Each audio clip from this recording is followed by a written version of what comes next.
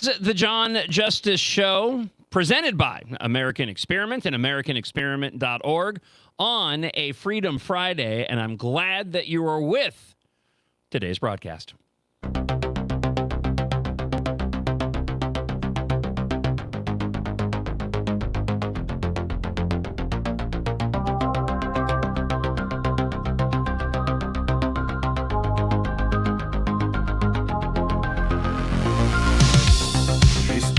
Static waves at dawn, a voice that lingers when night is gone. Twin cities hum with stories spun.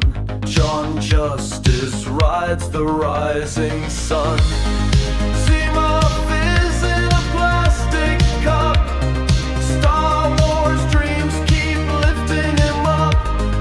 Costco aisles is sacred ground where neon shadows spin around.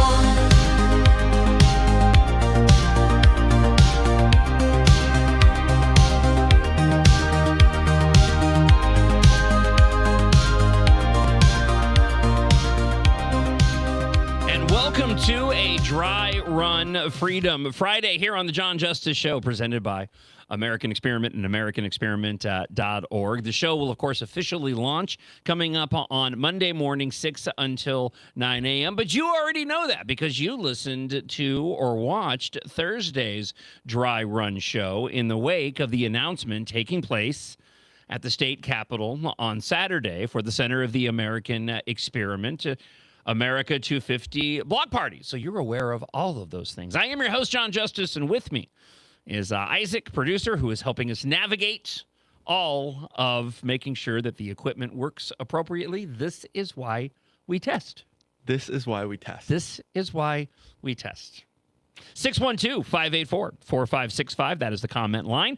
If you'd like to leave us a comment at any point throughout the show, we're looking forward to sharing those with you. And that will be, apart from the email, john.justice@americanexperiment.org. That will be the primary way to interact with the show through our comment line at 612-584-4565. So be sure that you lock that in. I think that we decided yesterday that speed dial was antiquated. Nobody uses that anymore. Correct.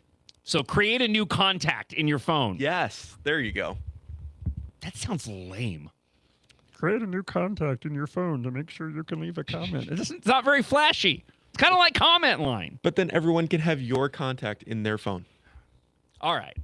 That feels fun. You know, I'm liking you. I mean, I liked you already. We haven't worked together a lot, right? I liked you already. But I'm liking you more and more every day. Well, that's good after our technical difficulties. We're on the same wavelength. Yeah. So jokes on everybody else. We're going to have to go longer after 9 o'clock this morning because we're about 45 minutes behind. You see, now that I'm no longer working for Me Muscle, I can go and actually mention when we have technical difficulties because apparently we did a whole half hour of the show and nobody could hear me.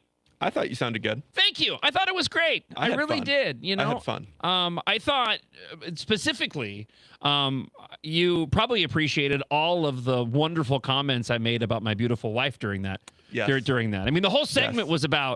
was about my wife Melinda and just what a fantastic wife and mother she is. True. I'm only saying that because she's one of the individuals who's listening while we do this dry run. And so I did bring her up earlier, but more talking about the fact that she wanted me to bring multiple shirts today to decide which one looked best on camera. To my point that I was talking about with Isaac earlier, it is a great idea. I appreciate that my wife is looking out for me. That being said, I told Isaac I got bigger fish to fry, and boy, that was the case this morning. No doubt about that. Correct. Right. If my okay, good. My wife sent me a smiley face because that could have gone either way. That could have been a red-faced emoji, and that could have gotten ugly. So, speaking of shirts, though, I did bring an extra shirt today because if you are watching the live stream, I'm wearing an Alex Bowman NASCAR shirt. And that's because my favorite driver since Dale Earnhardt Jr. retired some 10 years ago is Alex Bowman, who announced yesterday that he is retiring from NASCAR following next season. So it's a little bit bittersweet for me, you know, like any a fan of any sport, when a player that you love leaves the game, when a driver that you love decides they're going to retire, it's always one of those things that, oh man, what a bummer. But I get to enjoy him for another year and a half. An individual who I feel a kinship with because of how he came up in his racing career. He suffered a lot of physical ailments, concussion, broke his back, vertigo earlier this year, and there was a lot of question marks surrounding whether or not he would return to NASCAR. Another aspect of that, by the way, that I wanted to mention is we were discussing this earlier, but there's this thing in fandom now, and it's not exclusive to pop culture. You see it within news as well, but you see it in sports. There's this nasty turn in terms of fandom where people want to root for things to go wrong. Like, people are rooting for Avengers Doomsday to fail. I mean, it's just a movie, but this is where fandoms are. I mean, social media perpetuates this within the cultural zeitgeist. And the same thing rings true for NASCAR. And Alex Bowman has been sort of a favorite whipping boy among NASCAR fans for a number of different reasons. So there's a relatability for me as well.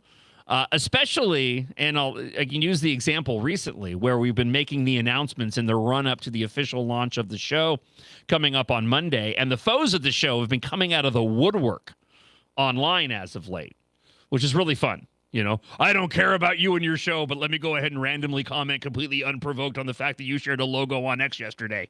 You loser. It's so weird. You know, for somebody who says they don't care, you certainly act like you care. And it's a nice logo. It's a beautiful logo. Thank you. Yeah. Somebody asked me if I made it yesterday. I said, yeah. I'm just kidding. I did not. I did not say yes. I would not steal that thunder from you. Isaac was the one who took care of our took care of our unless logos. They don't like it, then you go ahead. That's true. Full credit. We will be talking about Mike Lindell and why he's decided to tackle this amnesty plan, because that's what it is. They can spin it all they want. They can absolutely spin it all they want, but that is absolutely an amnesty plan. So we have some audio of Mike Lindell that we'll share coming up. Also, in just a moment, Trump weighs massive new strike on Iran. I have some audio to share, comments from Marco Rubio to get into. When it comes to Mike Lindell, just really quick, when it comes to Mike Lindell, we'll get into the details of his plan and how they simply can't run from the fact that this is amnesty. But the other part to this, and I may have found the answer, is I just don't understand why he's dealing with this at all. We've got half a dozen to a dozen issues to take care of, to talk about, to handle here in Minnesota. Why is he bringing up anything regarding illegal immigration that cannot be handled at the state level? Because even as governor, he has no control over that. In the midst of my research, I think I may have stumbled across the answer. And I'm really looking forward to sharing that with you coming up a little bit later on in the show, and probably when our guests join us in studio on a Freedom Friday. We'll have Grace Keating and Katherine Johnson from the American Experiment podcast. And to that point, you know, they've been focusing, an American Experiment has been focusing on the key issues facing Minnesotans and what's most important for voters in making their decision of who they end up voting for in the primary and, of course, in the general election coming up in November, which just goes and sort of reinforces this thought in my mind and question that I have of why is Mike Lindell's campaign even bringing this up? And like I said, I think I may have the answer for you. I'll share that with you again coming up a little bit later on.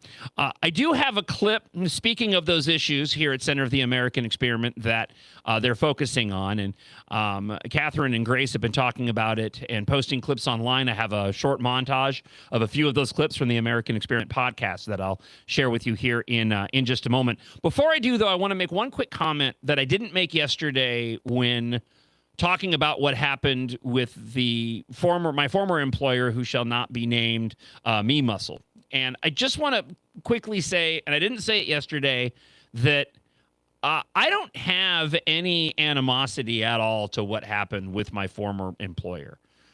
I knew when I first got into radio and throughout the entirety of my 30-year career, I made a choice to get into entertainment, doing that thing with my fingers.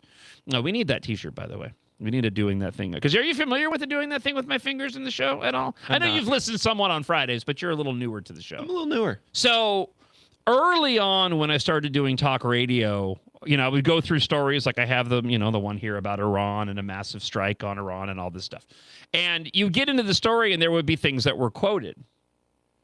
And I for some reason, I didn't like saying, as was quoted. So I started doing that thing with my fingers whenever I reach a quote in a story. And so now it's become a thing, doing that thing with my fingers. No, but when I got into when I got into radio, I knew that I was getting into an industry that was volatile. And that if the company who was relying on me to make money decides that my services are no longer needed, and that's exactly what they said to me for whatever reason, and this was not a local decision. In the early part of my radio career, you could control your destiny. As long as you had great ratings and you were successful, you were bringing in money, revenue, endorsements, it was great. Times have changed. I was having a tremendous amount of success, probably the most success that I had at Me Muscle in the time that I'd been there, and certainly in the time that I had taken over as host of the show in the wake of the passing of my dear friend Drew Lee, who was doing the show with me. The show had been as successful as ever. But Me Muscle's dealing with their own financial issues under a mountain of debt. Some corporate bean counter, and I'm not even using that as a pejorative, it's just the reality. Some corporate bean counter decided that I was one of those individuals who they could cut in order to balance their budget seats at the end of a quarter. And or budget sheets, not seats. Is budget seat even a thing? I don't think so. No. Yeah. Okay. Thank you for that. So we'll just let's start over again. We're gonna stop the feed. Just kidding. Now that we got everything up and working, I'm not gonna do that. So I just wanted to make sure that I mentioned, because throughout talking about the story yesterday, I didn't bring up the fact that I really harbor no ill will, and certainly not for anybody in the offices in St. Louis Park, because none of them even knew that was the case. And even if it was an internal decision, and it wasn't, but even if it was, that's okay. Hey man, I chose to be in this job. That's 100% on me. Now, it's a completely different ball game here at Center of the American Experiment, because you let me go here and I'm going to burn it all down. Just joking. Everybody's just like, what? What has happened? I was joking with Grace yesterday, because we have to connect our program to do the show to multiple streaming outlets. Because I made a list. You're going to be able to listen or watch the John Justice Show presented by American Experiment on no less than 10 different feeds, which is pretty incredible. This is what you can do now. It's amazing. And I firmly believe this is where radio is going, as I mentioned on the show yesterday. But I had to get access to all of the Center of the American Experiment social media accounts, and I was joking with Grace. I said this was all one big ruse, so that I could just get access to all of the social media accounts, and I'm gonna sell them off to Drechos de Humanos and let them go and take over all your feeds. All right, coming up, we do have our guests in studio. Trump is weighing a massive news strike on Iran. Could be larger than Operation Epic Fury. And we'll continue the thought of why the media has gotten bored with the war, and then we'll dive into the issue of voting. Why is Mike Lindell tackling illegal immigration? I do not understand. But speaking of the American Experiment podcast, here is a montage of a couple of moments you might have missed from some of the more recent American Experiment podcasts with Katherine Johnson and Grace Keating, available on AmericanExperiment.org, here on the John Justice Show, presented by American Experiment. The legislature passed a new social media warning law that requires social media companies to display a mental health warning label to users on their sites. The label's text must warn the user of potential mental health impacts from using social media and provide additional potential mental health resources, including the National Suicide Hotline number and website. So the law also bars platforms from allowing a user to disable the warning label or like provide it in the terms and conditions, basically do anything so that it's not super higher rate. The Trump administration has actually sued Minnesota in order to get them to hand over their SNAP records from the last 5 years. Minnesota has refused to share this information voluntarily, so the administration took them and some other states to court. The U.S. Department of Agriculture said it's pursuing the data to check for fraud and waste and is seeking the program's eligibility and benefit transaction records. As Attorney General Todd Blanche said in a statement, the American people deserve a government that is transparent about how it spends their hard-earned tax dollars. We wanted to start off this week's episode with a little update from something we talked about last week, which was, of course, the Minneapolis bathhouse situation, which it sounds like are now legal in the great city of Minneapolis, right, Catherine? Woohoo! It was legalized, fully legalized, signed off by Mayor Jacob Fry on Pride weekend. We even have a clip of it to show you guys. Go ahead, Isaac. This is the bathhouse ordinance. Everybody ready?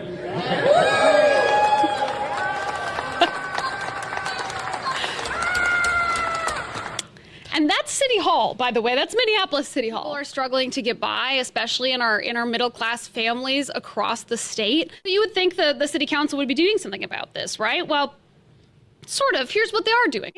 They entered into a $1.4 million contract with a firm to provide coaching and counseling between council members and Mayor Fry's office. Oh, boy. For executive coaching and mediation to improve teamwork. The city council is also continuing to reduce main roadways like Hennepin Avenue to 1 lane in each direction and eliminating parking to enhance bike and mass transit access. That should be great for businesses, right? Yeah, it's that should really be great for economic activity. They opposed ordinances on enforcement of livability issues such as loitering, begging, spitting on sidewalks, possessing drug paraphernalia, and what they call urban camping. Wait, so they stopped people from passing rules against those things? Correct. Ordinances on enforcement of livability issues such as loitering, begging, spitting on sidewalks, possessing drug paraphernalia, and what they call urban camping. Wait, so they stopped people from passing rules against those things? Correct. Like they're pro-loitering. They're pro-drug paraphernalia. homeless encampment. I'm not kidding. Again, great for economic activity. This Right. is really going to make Minneapolis like a thriving hub that people with children want to visit and spend their money at. Last but not least, they hosted the first ever transgender drag show in Minneapolis City Hall to honor Pride Month in 2026. Thank Things goodness. I hear when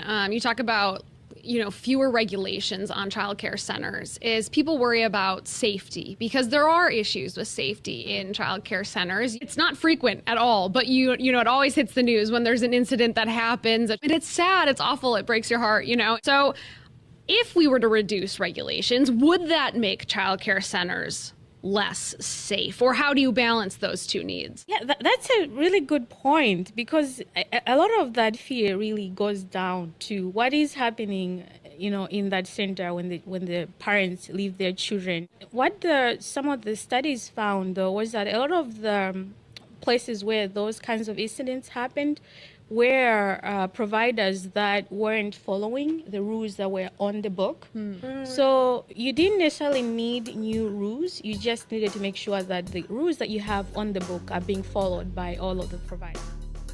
And those were a series of clips from the American Experiment podcast, out every Tuesday, hosted by Katherine Johnson and Grace Keating, who will be joining us shortly here in studio on a dry run Freedom Friday. It's the John Justice Show presented by American Experiment. You can email john.justice@americanexperiment.org. Also, if you want to leave a comment, and this is the best way to communicate with the show, 612-584-4565. 612-584-4565. I don't have that memorized yet. I made the mistake yesterday. I thought, you know what? Usually I go the route of making sure I've got a bunch of notes in front of me, especially when I'm starting a new show. And oh my gosh, how many radio stations have I actually had to do a transition from? 1, 2, 3, 4, 5, 6, 7. 7 different times I've had to go through this. Well, it's been 30 years, so, if you start doing a lot of those were in very quick succession in the first, 7 years of my career. The past 20 have been a lot more stable. But when you start a new show, You've become so accustomed to the call letters, the phone number of the previous show that you worked for. I'm always paranoid when I start a new show that I'm going to go and say something wrong. I'm going to give out the wrong call letters, right? Because it's one of those little things that other people don't really care that much, but they will mock you incessantly for it. It's the same thing when it comes to like guests' titles, military rankings. I get the most embarrassed when I go and screw up somebody who's been elected to office and I put him in the House instead of the Senate, or I put him in the Senate and I had that happen with Eric Lucero about a year and a half ago. Probably longer than that now. Time all runs together. But he had redistricting that took place, and so he wasn't in the House anymore. He's in the Senate. He corrected me on air. I was like, darn it. So yesterday when I was doing the show, I thought, I don't need to go and write my email address down. It's john.justice@americanexperiment.org, and I just kept screwing it up. So I made a little note this time.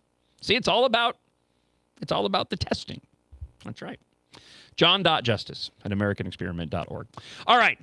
Yesterday we spoke a bit about, and again, you're going to be enjoying this podcast and show after the America 250 block party at the state capitol. This will be posted on Saturday afternoon. So who knows? We may have, bombed the bejesus out of Iran by then, and this story about Trump weighing a massive new strike might be completely irrelevant. You could be listening right now to me giving you details on how President Donald Trump told Axios on Thursday that he's considering a massive attack that could be even larger than Operation Epic Fury. You could be listening to this right now in the wake of having us dropped a nuclear bomb on Iran. I really hope I didn't just will that into existence. I want to see us take out Iran, no less, but we need to keep the infrastructure in place for the good people of Iran. So there's some concern there. But Trump is getting tired of Iran, and this time they have rejected the latest ceasefire agreement yesterday. Trump said that while Israel would quickly join a renewed campaign if asked, the United States has the capability to act alone. Israel would join in 2 minutes if I asked them to, Trump said, adding, "We don't need anybody." Trump also warned that Israel's participation could trigger additional Iranian retaliation, underscoring the stakes of any expanded military operation. The comments came as U.S. officials told Axios no final order has been issued despite mounting military preparations throughout the Middle East. Now, the Wall Street Journal did report on Wednesday night that the Pentagon has surged special forces, fighter aircraft, bombers, aerial refueling assets, and medical personnel to the region. This is giving Trump a wider range of military options should he authorize the additional strikes. And this all follows nearly 2 weeks of intensified U.S. attacks aimed at degrading Iran's ability to threaten commercial shipping in the Strait of Hormuz after the repeated Iranian attacks on vessels transiting the strategic waterway. Now, the buildup also comes as some Republicans have expressed concern about the financial cost and duration of the conflict.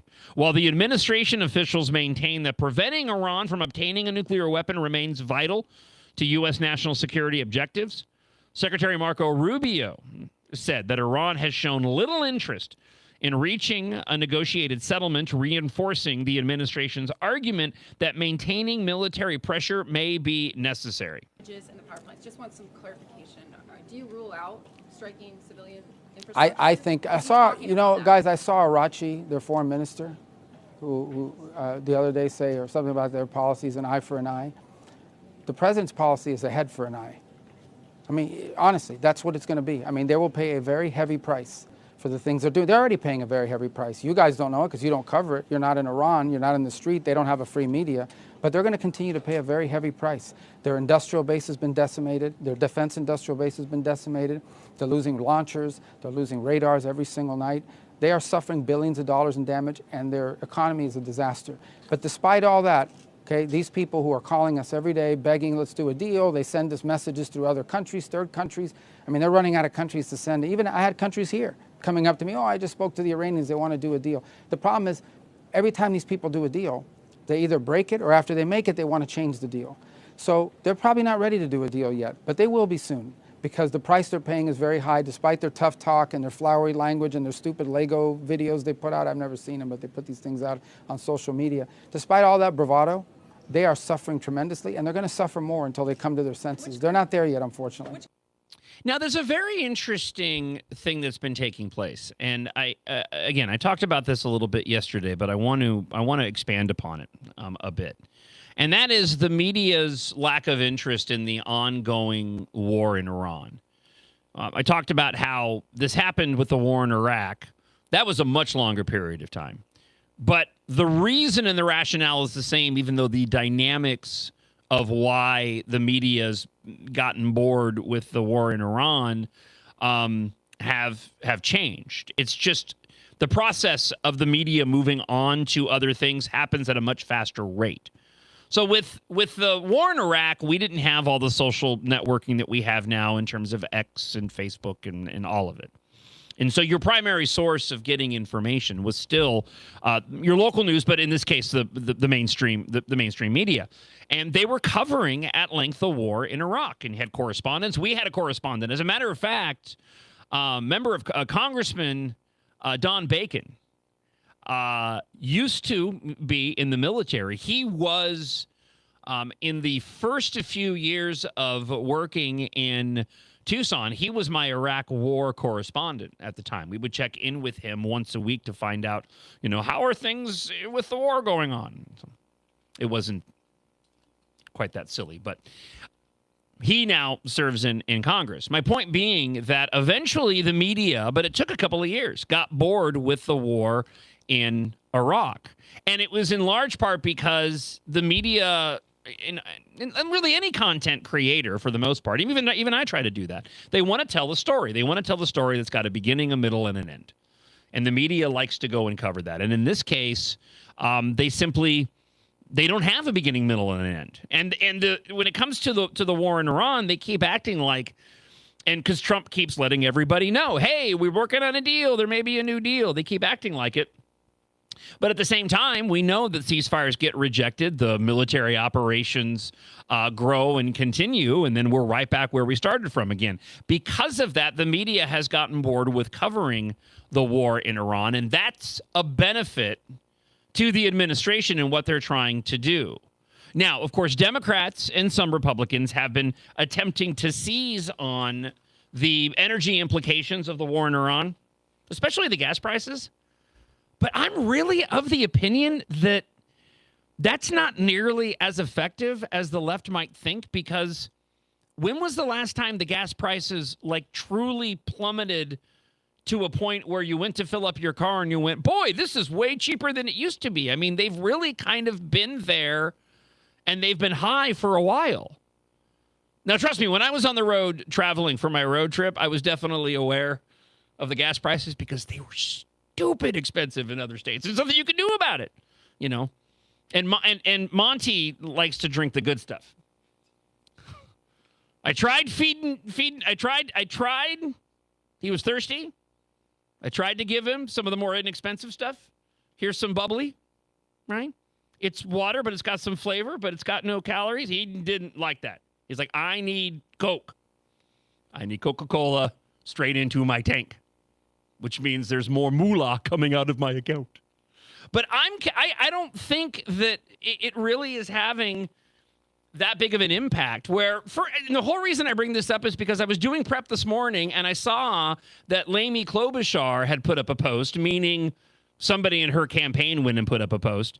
And it was, as a matter of fact, let me just go ahead and we'll do this on the fly as our guests get settled. While I look this up, I'll go ahead and do introductions on a Dry Run Freedom Friday.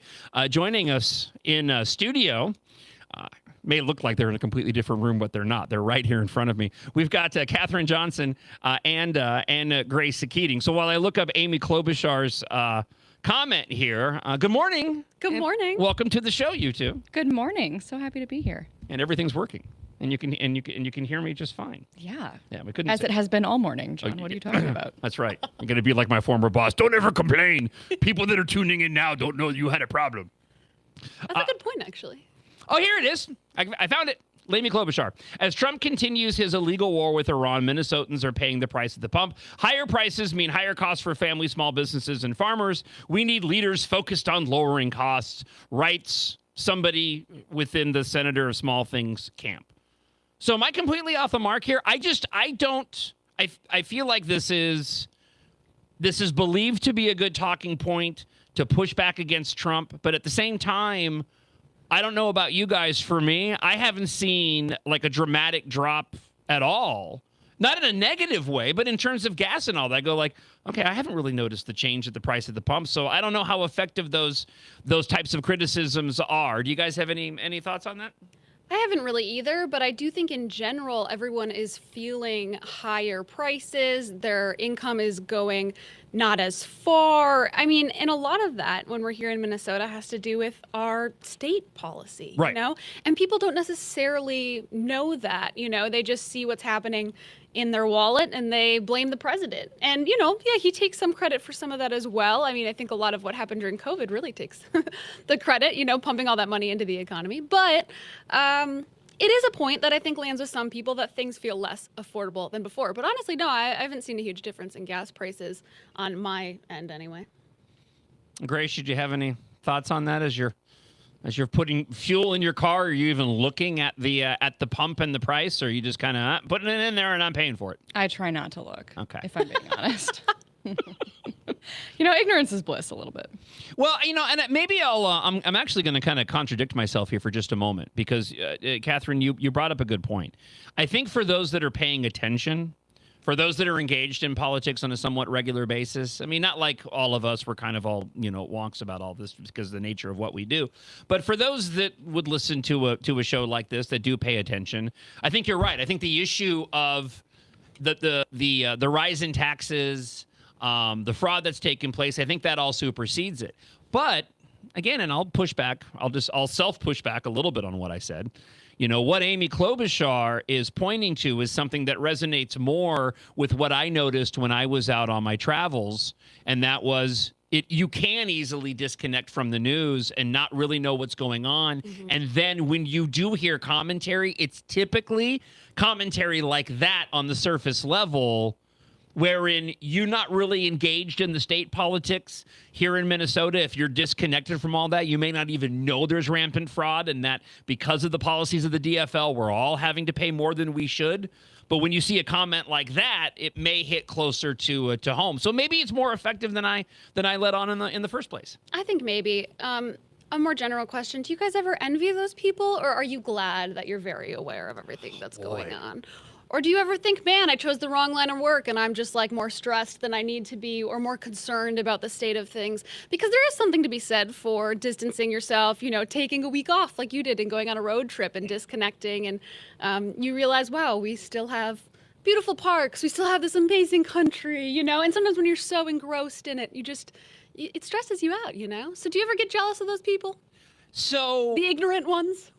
You know, Grace, let me have you answer first, and then I'll give my answer because I'm probably going to go long on this. So I'm going to be really short. Yeah, I do envy those people. I think I'm learning about myself this morning that I very much subscribe to the ignorance is bliss viewpoint, and I'm very jealous of people who, I think especially, you can definitely go through life and still notice that things are, you know, bad or not as good as they used to be. But I think knowing the reason and knowing that it's out of your control makes it so much worse. I think that that's especially what's difficult about being in this space for me.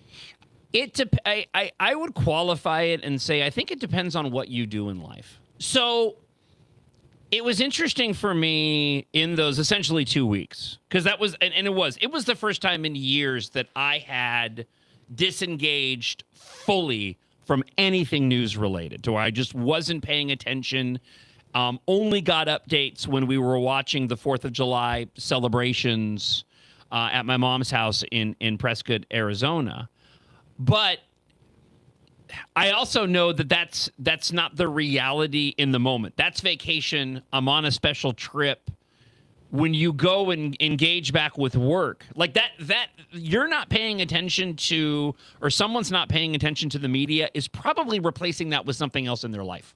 There's probably something else that also is bringing in their attention. That's insightful. The larger point, I think, for me is when I retire, completely different ballgame. I think when I retire, I'll be able to step away fully and just be like, you know what, I'm done. I spent my entire, career as a talk show host covering the news. I just want to retire and do whatever it is I want to do. And, I dreamed about writing more books, and selling books is hard that not a lot of people will go and buy. So I look forward to that moment.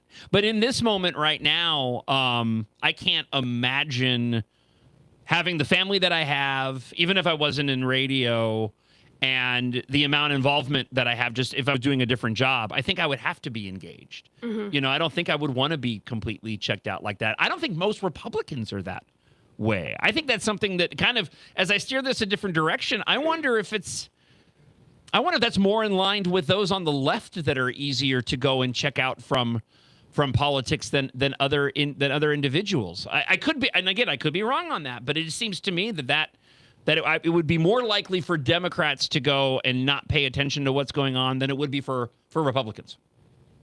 I think that's probably right.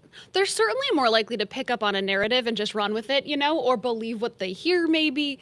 I think they are more typical to fall in line with, what the party dictates of them.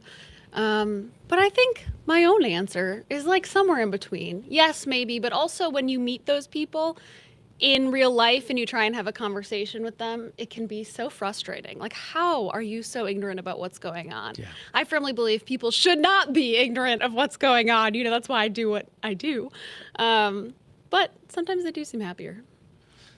I think, especially when you look at people, my age in their 20s, it's more of like an interest, something that they're opting in. Because for all they say about, the high stakes and we're in a fight for, our very country and democracy is crumbling and, the Republicans don't want certain people to exist, for all of the drama attached to their side, to the left, I think that it is much more of something that they're choosing to get angry about, especially when you're young. It's cool and you want to feel important, and it's popular in the media and socially. So in that sense, I think it is much easier for them to tune out or choose to step away or choose to not get upset about certain things, just because it's not. I generally don't think that, especially when you're younger, again, that those convictions are as deeply held as for conservatives. I want to bring it back full circle because I brought this up because of Amy Klobuchar's post. It's just second nature now. Like I can't not, like if I say Amy, I feel like I'm saying it wrong. That's just how it is. But you know what? Her post and to both of your points, I think her post does play to the base, but those are individuals who I don't think are checked out, but they're only checked in to a very narrow. They're looking at a very narrow set of outlets that are feeding them all the same information. Mm-hmm. So a post like that, I'm looking at it now that I really think about it. I'm looking at it from the perspective of a conservative Republican, and not even so much as a talk show host, but as a conservative Republican. I look at that and I kind of go, you know what? Right now, I feel like there's bigger fish to fry than what it is you're focused on. There's a larger issue regarding Iran that we need to go and take care of. So I'm okay with it costing me more, to go and put gas in Monty. But for the vast majority of those on the left, posts like that, it feeds that idea of what the Democrat Party has simply become, a party that's against President Donald Trump, and it just feeds into that narrow thing that's been very effective for them. They hate Trump, and that helps to go and fuel that hatred. The more we talk about this, too, I think back to 2020, and I think that was such a big wake-up call for how you can live in a city like Minneapolis. And yes, the riots were an unusual time. But other than that, there were people who could live right in Minneapolis and not know how bad crime was and how much the city was struggling just because they were only listening to the news outlets that refused to cover stories like that. And that reminds me of this very much. So I want to switch over to Mike Lindell and whatever the heck is going on with this whole situation. I have audio to share here in just a moment. But before we do that, though, let's drop back a little tiny bit. Let's go back. This is a dry run show, so we kind of have a lot more freedom to do what we want to do, even if it means starting late because nobody can actually hear me talk, which we figured that out earlier. Thanks to them, we were just la la la la la. We were having a good time. We were having a great time. I was so excited. The show's going great. And it's like, I can't hear John. I don't know what John is saying. You have to pay extra for that now. Yeah. That's a subscription service. Yes. You can watch the videos, you can see the feed, you can see Showgrew, who had to move because he was dominating the camera yesterday. But you can't hear me. No, let's back up a little bit. First question I have for both of you. It's got to be nicer to be able to do a Freedom Friday and just come to work and do Freedom Friday as opposed to having to go to the offices, the studios at Me Muscle in St. Louis Park. It's nice. It's pretty nice. It's a little closer for me. I like it. We can just stay here afterward. Although I used to always drive through Caribou afterward. And one thing about Caribou is there's always like a non-gendered person who is like working the drive-through. And I just always felt like, wow, what a cap on my Freedom Friday is like some person who is like, you can't determine their gender or anything about them. Tells me to have a nice day. Okay. And I liked that. And I got that cinnamon bread, and I'm going to miss that. But I'll create a new routine. What I'm liking most, I do like the shorter commute for sure. I'm really enjoying. I'm watching the stream on YouTube over here, and I love the idea that you, John, are at your desk and you're popping over every time we speak, and it's us on our American Experiment podcast set, and it's like a merging of the two shows. I love the visual of that. Yeah. It feels like when you're, because I have an image up on my screen over here as well. It feels like we're in two different places. Yeah. We need a side shot. We need the above, looking down from above ceiling shot. Well, we do need that, but we need to clean up a little before we get it, I think. And not yet. I keep telling everybody we need rugs. Rugs will solve all of this. There are more cords on the floor than you could even imagine possible. There's more listening audience. There's more cords than carpet on the floor currently. Yeah. It's like Indiana Jones when he goes into why is the floor moving, Indy? Snakes. Why did it have to be cable? Why did it have to be cable snakes? So I want to take this moment and just say thank you to the three of you and everybody for helping to put this together. And when I say this too, I really mean this behind me as well, because holy cow, that was a project. That was a labor of love, is what that was. Yeah. So no, it's all fantastic. It's beautiful now, by the way. That's great. If I do say so myself. We taught Grace how to use a caulk gun. That was pretty fun. Yeah. That was a learning experience. Oh, there are some listeners that will love that. She bought and I throw no stones, okay, because I would do the same thing. But she bought the glue that goes in a caulk gun, but not the gun. So we had the glue bottles and screwdrivers, and we're trying to mash the glue out of it without a gun. We finally got guns, and it was like a million times easier. Okay, so I gotta back up Grace here though, because I was just gonna say that that was probably a major man moment on my part, because we were talking about what we needed. You were ordering the liquid nails. And I think multiple times people had come to me and said, aren't these supposed to go in a gun? And I'm like, we're fine. It's fine. We'll just squeeze the bottom and we'll just make do. And I was completely and totally wrong. Okay, so it's your fault. It's my fault. Worse. It's 100%. That's worse, John. It's 100% my fault. It's 100%. I'm the one that initially stuck the screwdriver into the top of it to get it to come out. And I'm like, you just push it up like the yogurt push-ups. Just push it on up from the bottom and use them. Oh, we tried valiantly, but that was not going to get us through the 150 plus panels that are on this wall. It didn't work. It didn't work. So I had mentioned that if all this goes south and everybody can just become carpenters, we already have all the tools necessary to go and do that. All right, let's take a real quick break. I want to share some audio. If you follow me on social media, JON, John Justice, whether it's Instagram, TikTok, or on X, I have been putting up some clips throughout the month that you might have missed. I would encourage you to head online and follow and subscribe to all of us, and especially Center of the American Experiments social media accounts as well. But here is a short montage of some clips from over the month that I posted online in the middle of not only traveling, but also preparing to launch this show, The John Justice Show, presented by American Experiment. I'm looking at a headline from Fox 9 here in Minnesota. Through the years, a decade's worth of investigating fraud in Minnesota. That's the problem. It's been going on for a decade. And yes, there's been a lot of investigations. And yes, a lot of media outlets have done investigations. Typically, they wait until the peak outrage is over. They ignore the louder voices against this because they don't want to amplify any negative messages for Democrats. But what happens is you have some people that are held accountable. Feeding Our Future was just too big to be ignored. The federal government had to come in and go and handle that particular fraud program, $250 million, which at the time was the biggest COVID era fraud that has been perpetuated across the country, and it is a pittance compared to what we are faced with now. So what's happened in the 10 years, the decades worth of investigating fraud? Nothing. It's exploded. It's gotten even larger, despite a handful of individuals being held accountable. And that's the point. Because, see, whenever these different fraud stories in various government-funded entities emerges, typically you'll have a Democrat or Governor Tim Walz come out and assign some new task force or some new czar or some new individual that's beholden only to him. He says that I'm going to do this to go and take care of it, or a handful of people are prosecuted. All of it is just enough to stop the coverage.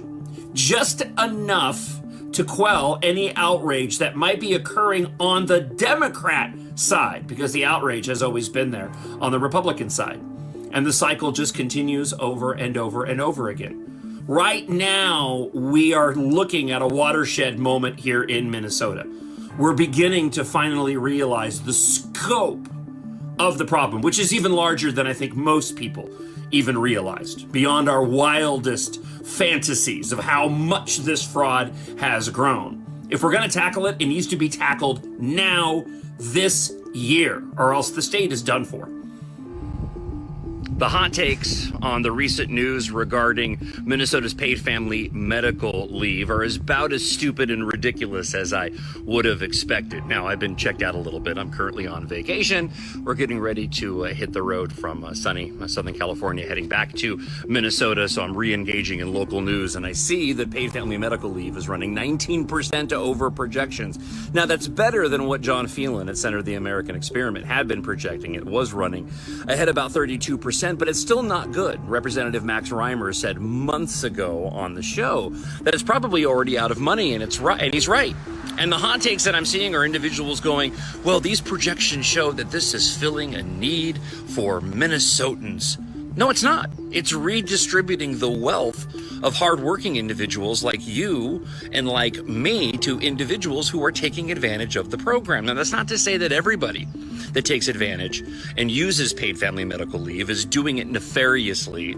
But the truth is, individuals that need to take time off already had options to go and do that. Options that didn't take money out of my paycheck and your paycheck and redistribute it to go and give to somebody else. Sick days, vacation days. I know I've had 3 open heart surgeries, and I was able to go and take time off through my various jobs. I never needed paid family medical leave. This isn't filling a need. No, this is a Democrat scheme to keep people voting for Democrats in order for them to go and continue to retain power and grow their power. That's it. And this is why you need to make sure that you do everything that you can personally to support the candidates and the issues that matter like this, so that we can get real change in Minnesota later on this year and put people in positions of power that'll do something about this horrible scheme to redistribute the wealth of hardworking Minnesotans. This is a joke, and ignore those ridiculous hot takes. This isn't a need that Minnesotans had. This was a need of Democrats in order to continue to try and win elections. Hey, make sure.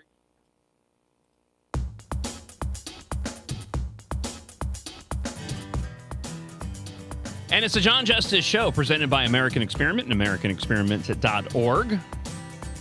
Remember, you can listen live at AmericanExperiment.org. Also, download the MixLR, just like it sounds, MixLR app. Find the John Justice Show, presented by American Experiment there. And we'll be streaming live on multiple YouTube pages, Center of the American Experiment, my personal YouTube page, along with Instagram, X, and Facebook, and Rumble. Going to get Rumble in the mix there as well. So, as I mentioned earlier, there's going to be no less than 10 different locations where you can listen or watch the show Monday through Friday, 6 until 9 a.m. You can email me, john.justice@americanexperiment.org. And the comment line 612-584-4565. That's going to be the primary way for you to communicate with the show. It's a dry run show, and it's a dry run Freedom Friday in studio. And completely unaware we will be talking about news items today is Katherine Johnson and Grace Keating from Center of the American Experiment. Oh, hold on. Good morning. There we go. Good morning. It's a dry run, everyone. Isaac's over here pushing buttons. Pushing a lot of buttons. Still figuring them out. Working out all the bugs. You know who else is working out the bugs? That would be Mike Lindell and his campaign. What the heck is going on? I do not understand why. I feel like Mike Lindell didn't expect that his amnesty plan was going to raise such a ruckus. I have audio to share. I have the story here, and we'll give you the details of what this plan entails. But for some, and I could be wrong, because I think I may have found I think I may have uncovered. I just was doing my prep, and I found some stories relating to the fact that apparently there are multiple congressional Republicans that are pushing various types of amnesty bills, just like Mike Lindell is. So I feel like this is there's something larger at play in all of this, but at the same time, I also wonder if this was just something that he had in his head during this interview, made the comment, this is what I want to do, and not realize that this was going to go and cause major consternation among Republicans. And so before I get to the audio, I want to let Grace and Katherine sort of weigh in on this. Just what do you think happened here? Do you think this was supposed to be a major policy plan, an idea for Mike Lindell's gubernatorial campaign? Or do you think that this ended up exploding and now he's kind of stuck in a moment and he can't get out of it? I don't know. It's the definition of unforced errors. I mean, why did he say anything at all about this issue? But I think you might be right, John, because he was in that interview, I think, with Esme Murphy, maybe? Was that right? I have the audio here in just a moment. We'll play it. He was talking about it, and by the time it caught on, it was maybe weeks after the interview actually aired. And so I don't know what else he said in this interview. Maybe people just seized on this moment and he thought like he had to respond, but he should have just said, you know, as governor, I'm not going to have an immigration plan. I'm going to follow what the federal government tells me to do, right? Yeah. Like that's what you should do. But instead he was like, no, I will launch my whole own plan. It'll be generated by AI. It'll be beautiful. It's like, what are you doing? No, shut up. Just say Trump's in office. I'm going to do whatever he says. That I agree with that wholeheartedly. If nothing else, this should be a lesson to every state level candidate to just stay in your own lane. Don't verge into issues that you don't have to deal with, that you don't have to talk about, and open yourself up to saying something that I would consider a little dumb. Yeah. Oh, hold on one second. Condition. Here's what I propose is I want to make conditional non-resident visas. And this would be, I'm going to actually talk to the president about this, but I want to start with Minnesota. These conditional non-resident visas, you would have 6 months. Anyone's here that is an illegal immigrant comes in, you get checked in the courthouse, you get fingerprinted, you get checked in to get this conditional non-resident visa. Now you have 6 months to do that. You're not a citizen, but you don't have to leave ever, as long as a couple of things happen. One is you can't commit a crime be convicted of a crime of a gross misdemeanor or better. Right now we have 1,300 people in Minnesota that are in our prisons that are illegal. We pay $110 million a year to house them. They need to be shipped out. Okay. Yeah, but the president is not going to go for this. Now let me finish the plan, Esme. So you have this, and now at the end of the 6 months of these people, in what world are we suddenly giving Esme Murphy credit all of a sudden? You got to be, and I have the video still up, and I'll continue it here in just a moment. But yeah, you got to be a special kind of Republican if you actually end up making like Esme Murphy coherent. You're doing something wrong. And let me just say before I continue, because I'm sure there are people that are getting really upset right now. There's a couple of things that can be true here, okay? You can support Mike Lindell in his run for governor and not be in support of this plan. You can criticize this plan, still support President Donald Trump, even though he gave his endorsement to Mike Lindell. You can disagree with the endorsement of Mike Lindell and still be a fan and a supporter of President Donald Trump, because a lot of times people want to divide all this up into being, exclusive. Well, if you are not for this plan, then you don't like Trump and you're not MAGA. And that's just simply not the case. They want to go get a driver's license. They can go get a driver's license. But just like when I used to get DWIs, there was conditions on my driver's license. They will have to. Did he just say, just like when I used to get DWIs? I mean, was that plural? Was that the best thing to bring up in an interview? Unprompted? I mean, if you're asked, that's one thing, but I mean, that's my favorite part. All right, let's continue. Have to get a driver's license, but they will have to learn to speak English and to read our signs here. Okay, that's going to be one of the conditions. Okay, if you want to drive it. Now, if you go to the line to be a legal citizen, then you go to the back of the line. But here's the thing: that line's going to be short, and there's going to be no cost. How are we going to pay for that? Here's how we're going to pay. During the 6 months, the employers that are paying cash at the end of that 6 months. Okay, let me stop here because I don't care how we're going to pay for it because it's never going to happen because it's stupid. Mm-hmm. Let me just say that up front. I don't care how we're going to pay for it. This is a dumb plan. So let's get into just a few of the details here. I know he laid it out, but the MyPillow founder, working off a story here from Alpha News, the Minnesota candidate for governor facing scrutiny, saying amnesty for illegals will only make Minnesota more of a target. This was a comment from gubernatorial candidate Lisa Damuth in the wake of this. I would expect this from Amy Klobuchar and Tim Walz, but I'm surprised to see it coming from a fellow GOP candidate for governor. She was referring to the Washington Examiner article, of which Esme Murphy was dovetailing off of, in which Lindell discussed his plan to institute a 6-month deportation moratorium in Minnesota to give illegal aliens the opportunity to get conditional work visas that never expire. According to the Washington Examiner, Lindell's plan would only give visas to illegal aliens without criminal records. Lindell explained, now you're not a citizen, you can't vote, but you can have this card that now you can work and you can go and pay taxes and be functioning in society. Lindell told the outlet that he is a person of second chances, and I'd like to see the whole United States do this, but let's say I did it here in Minnesota. This is a Democrat idea. This is not a Republican idea. This is just another version, much larger, of, say, driver's licenses for all. You shouldn't be able to have a driver's license, but we're going to go ahead and give you one anyways, even though you're here in the country illegally. And what's so amazing to me is there's no other way to describe this other than amnesty. And yet he and Philip Parrish are both pushing back, saying it's actually, no, let me take that back. Lindell's not saying it's not amnesty. He's saying call it whatever you want. You want to call it amnesty, go for it.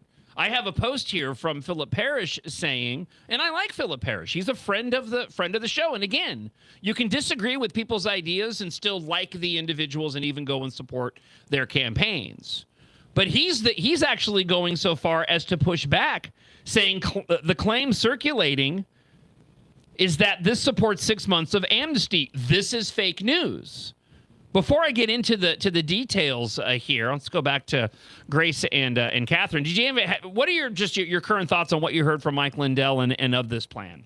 Well, I think to give him the most amount of credit, maybe he's coming from the perspective of a business owner, maybe who is relying on the work of possibly illegal immigrants, as a lot of business owners do and shouldn't. But then to take that seriously. And there are some like libertarian types who will say, we need that. Our workforce is going to be in big trouble if we deport all of these people who are in our workforce. It could collapse.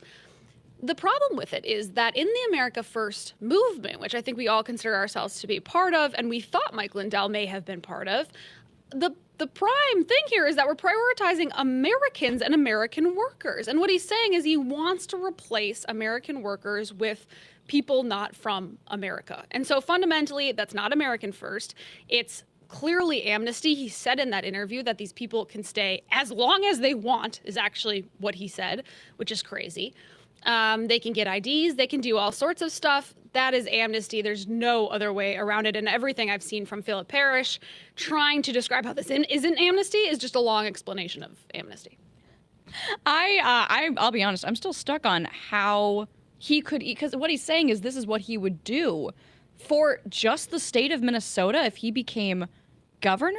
Now he's gone back, and you can leave it on Grace for a moment because I'll be quick. He's gone back and actually said that he understands now because somebody probably went and told him that he can't do this as governor. So he's clarified on that point. So he's saying he's going to go pitch this to President Trump. Exactly. And okay, so gubernatorial candidate from Minnesota is going to sell the president on this brand new federal policy that affects all 50 states. Yeah. That's his plan. Yeah.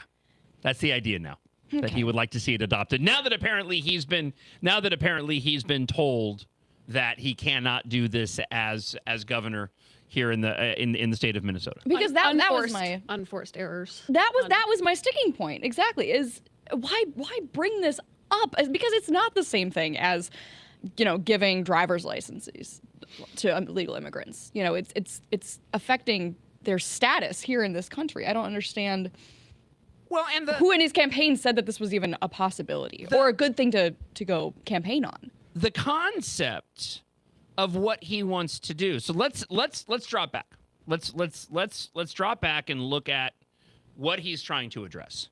We have illegal aliens in this country, and we have way more than we've ever had, even despite Trump's deportation efforts, because the Biden administration let all of these individuals into the country illegally, intentionally, because they wanted to create another voting bloc. This is not conspiracy anymore.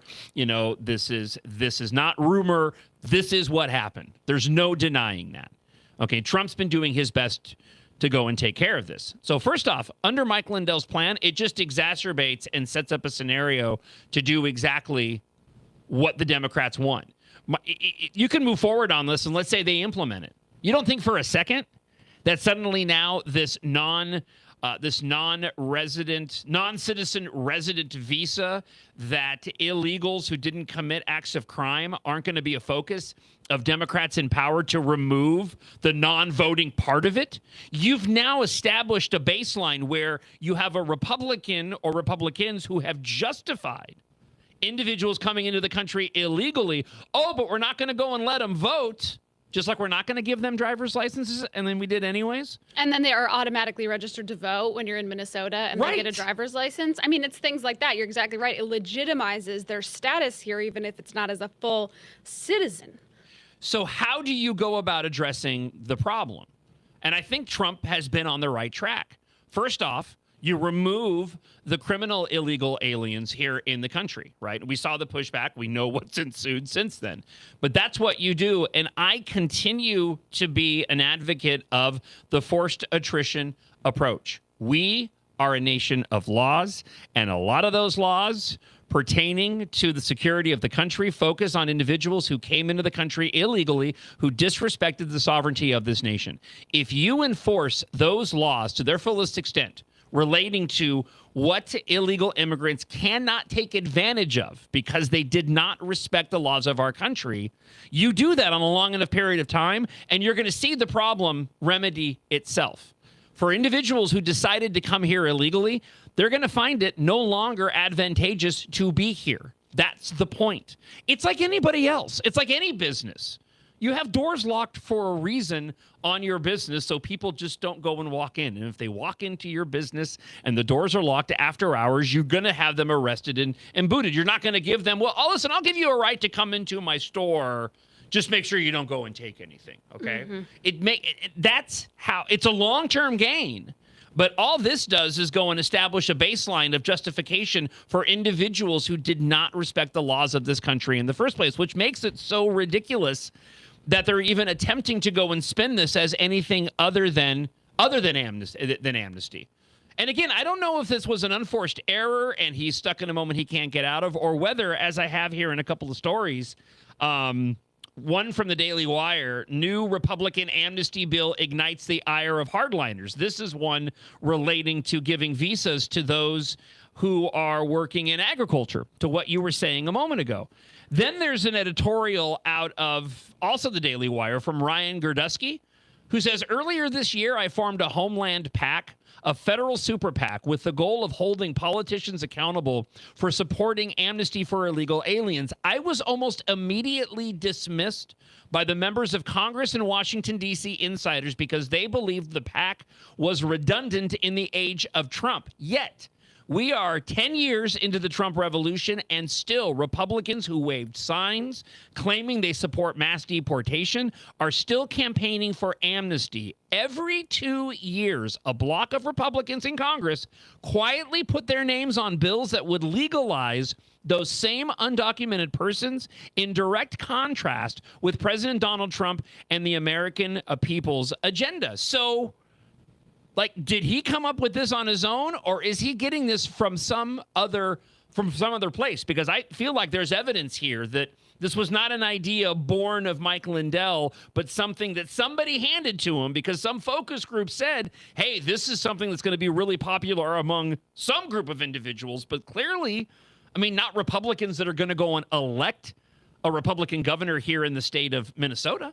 Yeah, well, take the farm example. I think that wasn't that Don Bacon? I think it was his bill. And he is trying to defend his farm owners and really big agriculture in his state of Nebraska, I believe. But what that means is he's justifying these farm owners paying under the table for low-wage workers to work in their farms. And I understand that this is a hard thing to get people to work these days. I mean, the economy is in such a place that, yeah, it can be hard to find workers for things like farming. But we cannot rely on people being paid under the table, low wages in this kind of lower class sort of thing. That is not moral whatsoever. And so for people on both part of the right and the left to be defending that, I think is really kind of crazy. I mean, we can maybe address those problems in other ways, but seriously, this is what they're fighting for. A lower wage and underground work environment where these people are being paid under the table. That's what they want. Yeah, it is interesting. That struck me as well the more I thought about this. It starts to feel a little exploitative or underhanded to give migrants a way to stay in a country, legally to benefit solely for the purpose of benefiting from their labor, and then not give them the benefits of citizenship, and then painting that as a better thing for them. I was thinking of a similar line, Catherine. It's and you both are probably too young to remember this, but if we were living in a different dynamic here in America, right, where you didn't have one of the major parties looking to take advantage of, because this is an issue that used to cross party lines. When it came to illegal immigration and the desire to go and do something about illegal immigration, there are plenty of clips that you can go back and find not all that long ago. I mean, from your Clintons, your Obamas, that were sounding and talking like the Republicans are today regarding President Donald Trump's plan, individuals coming into the country illegally. What this reminds me of, though, is going back to Reagan and '84, when Reagan was focused on the individuals coming into the country for agriculture and offering a pathway for individuals in an exchange for shoring up security at the border. And once again, back then, we didn't end up getting security at the border. It's very similar to now. A plan like this, maybe, I personally wouldn't want to examine it, but I could understand examining it if it were a dynamic of we were confident that the individuals who came here illegally are going to end up being majority, one, contributing members of society, and that, two, they're not going to be exploited for political gain. The Democrats have gone so far to the left, they need, and they're going to need, if they continue to go on this path, at least I'm hopeful that they're going to continue to need this. They're going to need a new voting bloc in order to continue to win elections, and they're banking on illegal aliens to be that voting bloc. And so with the dynamics in play, like I said, he's feeding right into that. And there's got to be people around him that understand how stupid this idea is. but yeah, they're still in support of it. I feel like there's a piece of this puzzle that's missing because, as I talked about at the start of today's show, and as you guys have focused on, and Center of the American Experiment has focused on, the key issues facing people here in Minnesota, immigration is certainly one of them, but not in this form. When I have a list of crime stories right now, they're talking about shutting down parks because of Somali gangs and issues like that. You look at the fraud issue, 90% from the Somali community. So sure, we have issues here, but this is a whole other thing that is not top of mind or needs to be addressed by the individual who wants to become governor of the state. Yeah. Mic drop. I mean, seriously. I completely agree. And I don't know, it's frustrating because you feel like, I think Mike Lindell was framed as a candidate that was going to be like really on the right, really representing Trump, and Trump endorsed him. And, whatever, Trump is a loyalist to his core. He will stay loyal to the people who stayed loyal to him. Yeah. I think that that's just part of his personality and who he is. And I think it served him quite well, honestly, because he was burned so many times in his first administration by people who weren't loyal to him that now he says, okay, if we're loyal to each other, I got your back. And Mike Lindell has done that for him. But this to me feels like a major betrayal of the people who voted for Trump, of the people who have been America first, who have cared about what Trump's platform stood for. And you mentioned Reagan. I mean, that is the number one thing that Reagan is criticized for now, is that amnesty. And one of the number one things that kind of failed, right? He gave amnesty to all these people. And like you said, we didn't get border security. Right. So why would you take that and think, okay, well, now let's try that again? I don't get it at all. You're right. It's very confusing from a brand perspective because Mike Lindell and his campaign is very much branded as, kind of a Trump surrogate for Minnesota, Trump at the state level. We know that they're friends, he's endorsed now. And so to go and break away from, basically Trump's trademark policy, one of his foundational pillars of his campaign and his presidency, to choose that to go and break out on your own is so confusing to me. When you're thinking about selling yourself to voters, I can't make sense of it. I do feel like I'm missing something. In a primary situation. Exactly. Yeah, which is why I keep going back to either there's something bigger at play, right? And I know he's doing well in some of the polling. I question whether or not he can still win this primary. Maybe it's possible. If anything was going to doom those chances, it would be this particular issue. Or again, if it was just something that he talked about that people grabbed onto and that suddenly exploded before, and now he's just doubling down on it. It won't relent from it. I'm not sure. And it's interesting to me because, and as I mentioned before, Philip Parrish, he's a friend of the show. I've had him on the show. I know he listens. Hopefully he'll listen to the new version of the show as well, despite what I'm about to go in and say. But in this post that he put up overnight, let me go through this really quick. It says the claim circulating that Mike Lindell supports 6 months of amnesty, doing that thing with my fingers. He says this is fake news. What he actually says was fingerprint them, document them, vet them, so the government finally knows who they are. So amnesty. Because why are you doing all of that? And then letting them go into the country, right? Right. That's amnesty. Right. I'm not so concerned about knowing who they are. I would just like them not in the country unless they want to apply to come in legally. Yeah, doesn't that seem like the government is endorsing their presence here? Yes. So he goes on to say, right now we don't even have their fingerprints. That is the chaos that has enabled the tragedies, the trafficking, the exploitation, and the underground economy for decades. Criminals, immediate deportation. No pathway to citizenship ever. No voting rights. Again, so amnesty. You're just talking about, you can be, and what I would say to Philip and what I would say to, I actually think Lindell, when he made the comment, call it whatever you want, was probably on a better path. Because Philip here saying that he's supporting 6-month amnesty is fake news. All I'm reading is justification for calling it amnesty, because that's what it is. You're deporting criminals, but not individuals who came here illegally that aren't criminals. You're letting them stay. What else do you want to call that? And what's interesting, though, he puts towards the end of the piece, and I want to get through the middle part here, but let me jump to the end, because he says, you come into the United States legally, after he breaks down these other different points of why he believes this is fake news. What they're trying to do here is an attempt to redefine what it means to be in the United States legally. That's what they're trying to do. So it's like this magic trick. That's usually what Democrats do, which is why I don't understand any of this. He's trying to go and play with the words, saying, no, they're here illegally. No, they're only here legally because you went and made them legal through this new cockamamie plan. First time I've ever used cockamamie on a radio show. Amazing. It's a big day. It is a big day. Mike's position has not changed. America first.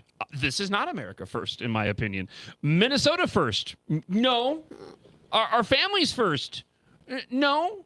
The biggest part of this, it's a slap in the face to all of us here that have to follow the laws every single day. Every single day. I actually, in the stack that we'll get to, we have all the new laws that are starting on August 1st.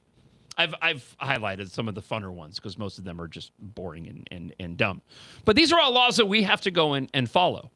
You know, you suddenly don't get a free pass because a politician just decided, well, this group of individuals doesn't have to go and, you know, as long as you don't vote, you don't have to go and, you know, we'll give you the ability to go and ignore these laws. Don't vote doing that thing with my fingers. Don't vote doing that thing. Yeah, that's sure, Mike.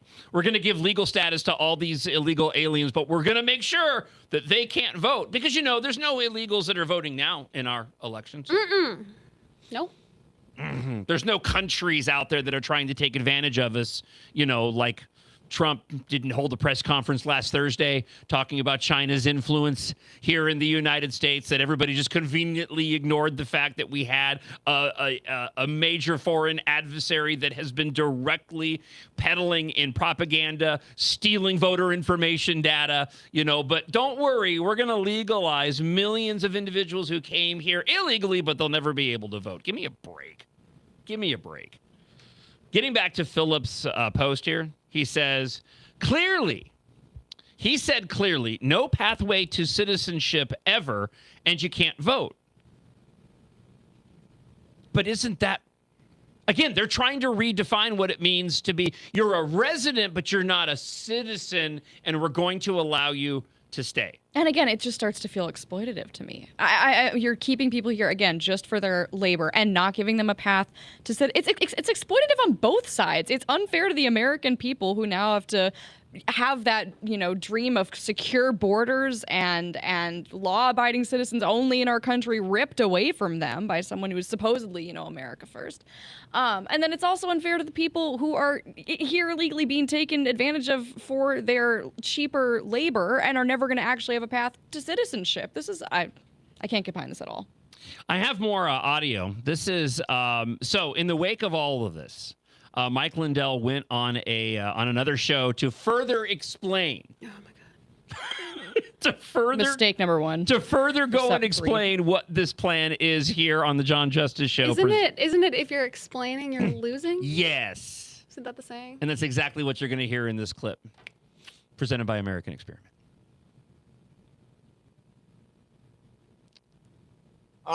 Different one, Steve Bannon did a big post going, you know, what I have to look into this. This is you know, it hit me from every direction. It was trending, but I'm doing a big speech. I was up in Sauk Center, Minnesota, with one of our biggest rallies with CNN there, which they probably thought it was funny. It's out there going viral, and I can't even defend myself and talk about it because I'm at a rally and I'm there and I'm going here. I explained the whole thing in detail.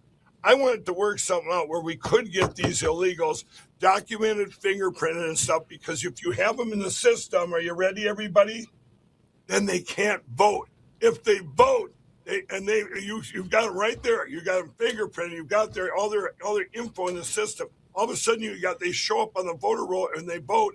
You're out of our country. That's it. You don't get to be here. Working here's a privilege. So when I had outlets like I had Esme Murphy, that was a month ago. There's soundbiting clips out of there when I was asked what I would do with ICE in Minnesota. And let me pause it. Let me pause it here really quick. I understand the concept, but he's completely missing, again, one, it's amnesty. Two, the majority of Republicans are never going to go along with this. And 3, the Democrats would go and exploit this in a heartbeat. Even for as admirable doing that thing with my fingers as this might be, I understand his point. He wants individuals coming out of the shadows. He wants them documented. That way, he believes we can stop them from voting in our elections. But that ignores those other 3 points. It's completely void of reality. He's looking like, and maybe he's completely disconnected in his own bubble where he simply does not understand that what he is proposing does not in any way, shape, or form fit into the paradigm of modern politics relating to illegal immigration. Yeah, also, like, in theory, if we just know who these people are, we can make sure they don't vote. Don't we know who all the citizens are? And then we could just look at the voter rolls right now and be like, all right, if your name's not one of our citizens, you don't line up, get out of there. Like, how is this? Don't we have the reverse information of this right now in his plan? And this would, I don't understand how this solves that problem. I also don't understand. It sounds to me like he thinks that when you go to vote, you get your fingerprint taken. And like, that's how they identify you. Like, if that was the system, this proposal would make more sense to me. I would like that. Well, and, you know, if we passed this thing called the Save America Act, this is all null and void. And so let's just go there. Dude, quit wasting your time talking about illegal immigration, running for the governor of the state of Minnesota, of which you have absolutely no power over anybody's immigration status. And why don't you instead, if you want to talk about national issues, start talking about how John Thune needs to get off his tuchus and go and get the Save America Act passed? Because if you pass that, then everything that he's proposing here, for as ludicrous as it is completely unnecessary. Exactly. I'm lost on all of this. And you know, the other aspect of this that is driving me batty is the fact that individuals seem incapable who talk completely different regarding illegal immigration of changing their tune on this.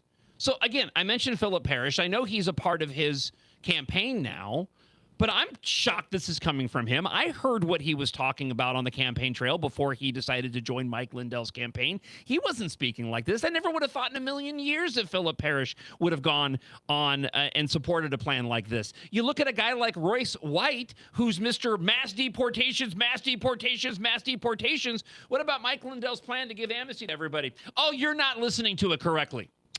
Oh, you're not. That's not what he wants to do. That's exactly what he wants to do.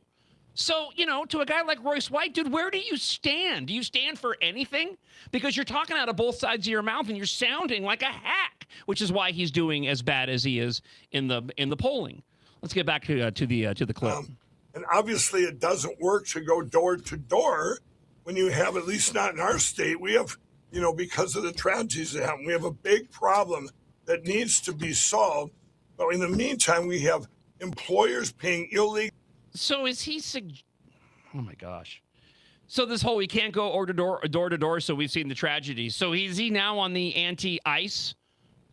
Is he now taking an anti-ICE angle? Because he's obviously referring to Good and Preddy in all of this. So is he saying, well, you know, we know what happened when that happens, and is this the stance that he's taking now? Yeah, ICE can't do their jobs. We can't enforce the law. Yeah. I don't like that. I feel like did somebody tell him you need to appeal to Democrats? Yes. Is that where that's the only way I can make sense of this? Which is so confusing. He's in a primary. Mike Lindell, you're in a primary. Everything I'm getting from the only candidate in this race I'm really getting content from is Lisa Damith. And it is clearly geared towards Republicans, right? It is like, she is trying to get me to vote. It is hardcore. It is good.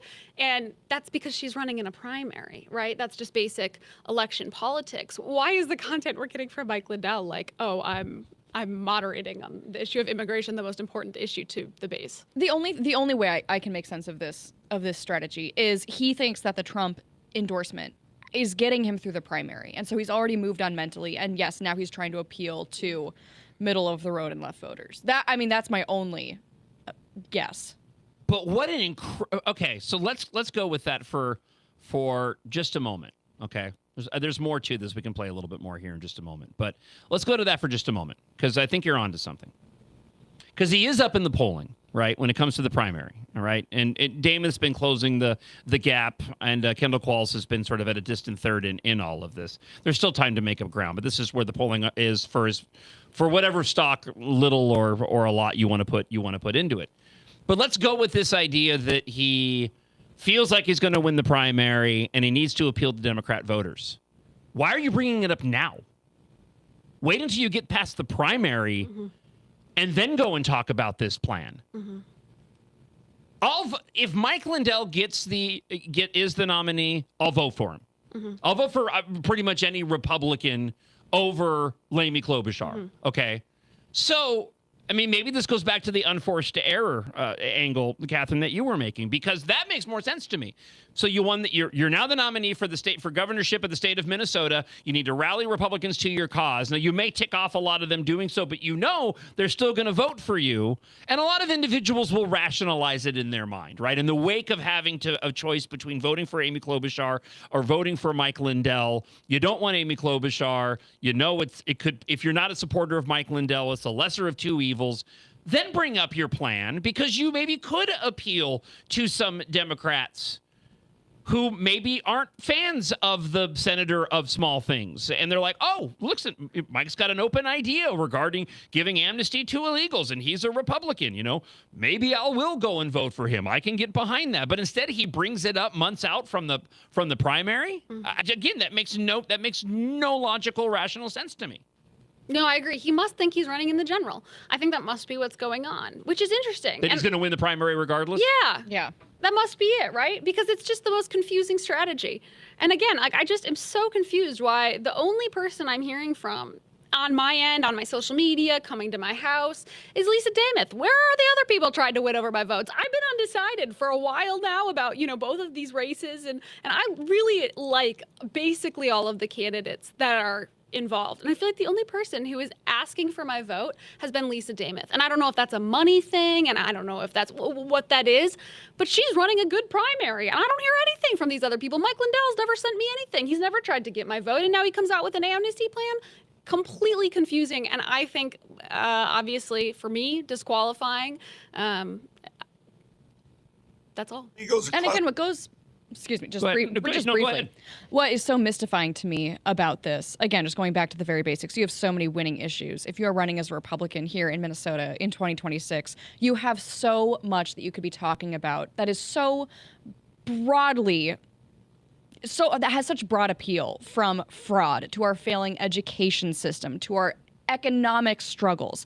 Why are you talking about immigration? Just say you're going to follow the federal government. Illegals are costing Minnesota $1.5 billion. Then you have $110 million worth of illegals sitting in our prisons here that have committed felonies and crime and rape and murder. Get them out of here. The mainstream media, they're not reporting this. They know that there was clips and they know that it's an attack. And if they report it, they'd probably go. For some reason, they're not reporting it, all this amnesty. It's all social media, and it's all bots and trolls attacking me. People on the right, people, my friends. I got podcasters out there. I got Steve Bannon. I'm not a bot, by the way. I just wanted to point that out. I don't think I'm a troll. No, I'm not really big on trolling. That's not really my style. Remember, we do. That's okay. Remember, we don't have a all human guarantee or whatever. Oh, that's right. So you could be AI. That's right. We are not guaranteed human here on the John Justice Show, presented by American Experiment. Yeah, we established that yesterday. That was a really dumb thing that Me Muscle did. The whole guaranteed human nonsense. Well, and it's a good thing you got rid of that, because now one of the people in the studio is not a human. It's a Shogru. It's a Shogru. Yeah, Shogru. Here, I'll widen out. We're done. It's a baby Yoda. What species is Yoda? We don't know. Oh, well, he's that. Yeah, he's cute. He's that. I know that is Shogru. We had to move him, and now he's got an American Experiment button. Keeping with the theme of what we're talking about, though, there was a big rally that took place. This wasn't I don't think this was the recent one with Bernie Sanders. I think there was a rally for Democrats about a week prior. But Minnesota Attorney General Thief Ellison was making comments recently about non-citizens voting, and here is what he had to say. Were not 18 years old in the last election. There's a whole lot of people who are not naturalized citizens in the last election. There's a whole lot of people who sat it out because of whatever reason in the last election. But you know what? We're going to get them all this election. He's like Pokemon. We're gonna get them all. We're gonna legal and illegal, citizen and non-citizen voters. What did he mean by that? Really, what did he mean? He literally meant we're gonna have illegals voting for us in this just that shameless? Like, what? Yeah, it underscores just how stupid that whole plan is. This is so frustrating. And then you have our media in Minnesota will still come out and be like, no, Democrats don't want illegals voting in elections. They aren't voting in elections. Meanwhile, Keith Ellison is saying this. Other states are finding that they have thousands of illegals on their voter rolls. I mean, good grief. And they keep gaslighting us. It is a dry run, Freedom Friday, here on the John Justice Show, presented by American Experiment. We have lighter fare to talk about. I have local Costco news. I'm so very excited about this. It is Costco Friday, by the way. It's kind of a bummer though, because I haven't been eating. I've been on I'm getting svelte. So I've been trying to eat better. So I have not been partaking in the Costco pizza. You're getting what? Svelte. What is svelte? Thin? Svelte. Have you not heard that before? No. No. Yeah. Isaac Svelte? Nope. Catherine? Oh, I am familiar with Okay, svelte. so we got the age gap there. We figured it out. Oh, man. There we go. We Old figured lady. it out. Ugh, we figured it dang out. it. Right. So there's about a decade. I should have lied. There's about a decade right in there where Svelte fell by the wayside, and the younger 20-somethings are unaware what's. I'm a 20-something for a couple more days. Thank you very much. I apologize there. All right. So we have Costco news. We also know why driving the speed limit may be the key to saving the planet. Oh. That's what I thought this whole time. I knew it. Plus new Minnesota laws that take effect on August 1st. So we're going to get into those in just a moment on the show. First off, though, let's revisit some more social media posts, and these specifically. There's one here regarding Attorney General Keith Ellison. Again, you can follow me and Center of the American Experiment on multiple social media outlets. And since you're listening to this prior to the official launch of the show on Monday, remember that you can listen to the show live at AmericanExperiment.org. There'll be a link available right there at the website. Also on the MixLR app, MixLR, it is completely free.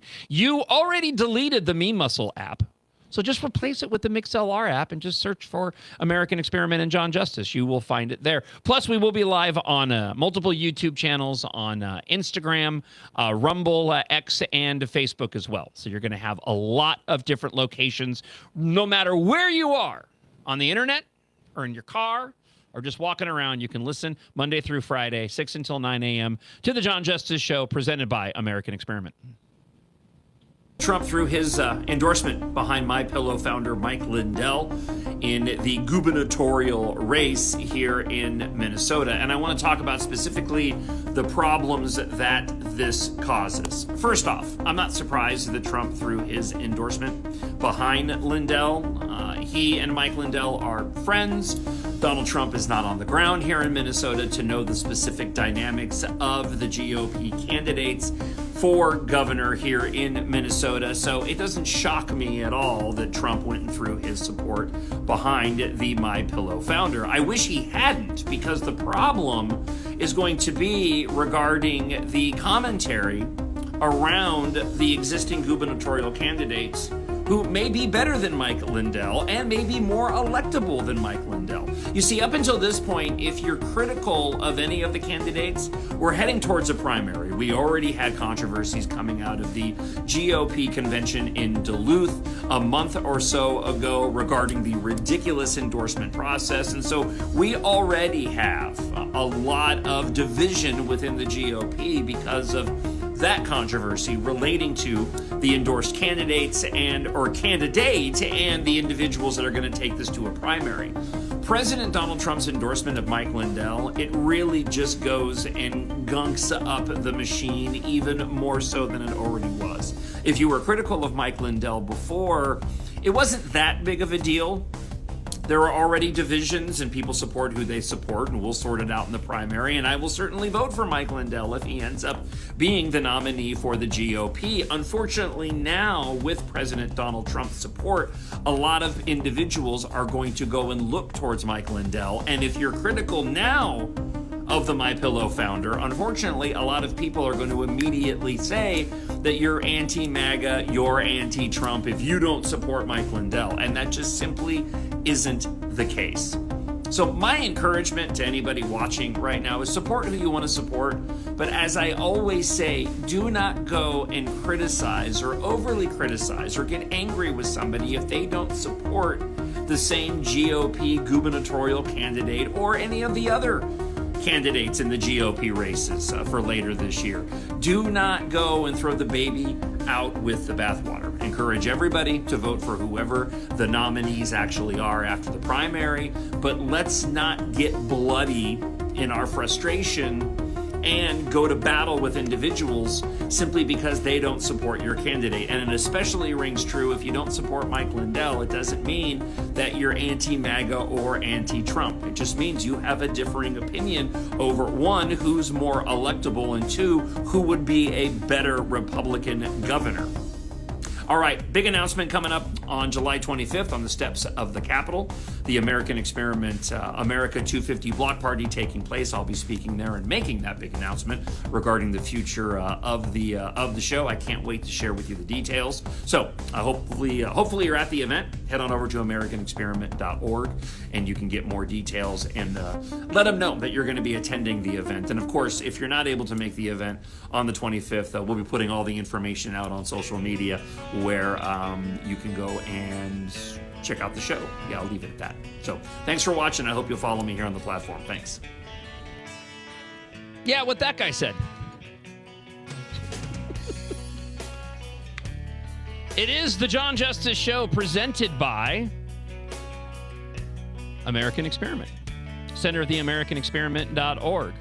You will be enjoying this podcast or video after the American Experiment block party taking place on Saturday, where we're making the big announcement ahead of Monday's launch. And it really has been it's been a really, really cool experience going through and putting all of this together. It's taken some trial and error, but like we said, if this were easy, everybody would be doing it at this point in time. I'm not even joking. I feel I'm reluctant to go and make comments like this because it's so stereotypical of an individual who has sort of shifted course within a career to prop up the thing they're doing now versus the thing that they were doing before. And I don't want to sound cliche in what I'm saying here, but I really legitimately believe, and I was having a conversation with Katrin Wigfall yesterday out in the hallway about this, that radio is changing, and what we're seeing regarding terrestrial radio is very much in line with what we saw when it came to your over-the-air television, where it all shifted over to streaming. I think radio has taken longer to deal with this particular issue, but now it has arrived. I know a lot of people that still work in music radio, but I can tell you firsthand, my sons, like I was talking to Kyle, he doesn't own a radio. I don't think he's ever turned on the radio in his car. Listen, his father was a conservative news talk show host on an AM station that had an FM, and he's like, what's AM? Like, he didn't even know. Yeah. And I thought, I really had an expectation that talk radio would last a little longer and that it would be music radio that would be the first to go. And what I kind of failed to realize about that, though, is that the music radio side of things has already changed considerably, because the only real music radio hosts you have left are those that are hosting successful morning shows. And right now, I actually think that like country morning shows are probably the shows that are going to have the most longevity, but I think there's even a shelf life on that because there's this, especially major country morning shows, because if they're well connected within the community, and especially here in Minnesota, there's a vibrant country community, that there's a direct connection there that kind of establishes the country community with this country morning show, even though, you know, I couldn't tell you the last time I listened to traditional radio for music, right? And now you don't have all those other hosts throughout the day that are hosting shows. They're all one person that's piped into a gazillion stations, which is what ended up happening with me and talk radio. But what we're doing here in providing a podcast, providing a video element, but also that live element Monday through Friday, 6 to 9, that was crucial for me to replicate. I really do think that this is where you're going to see talk content be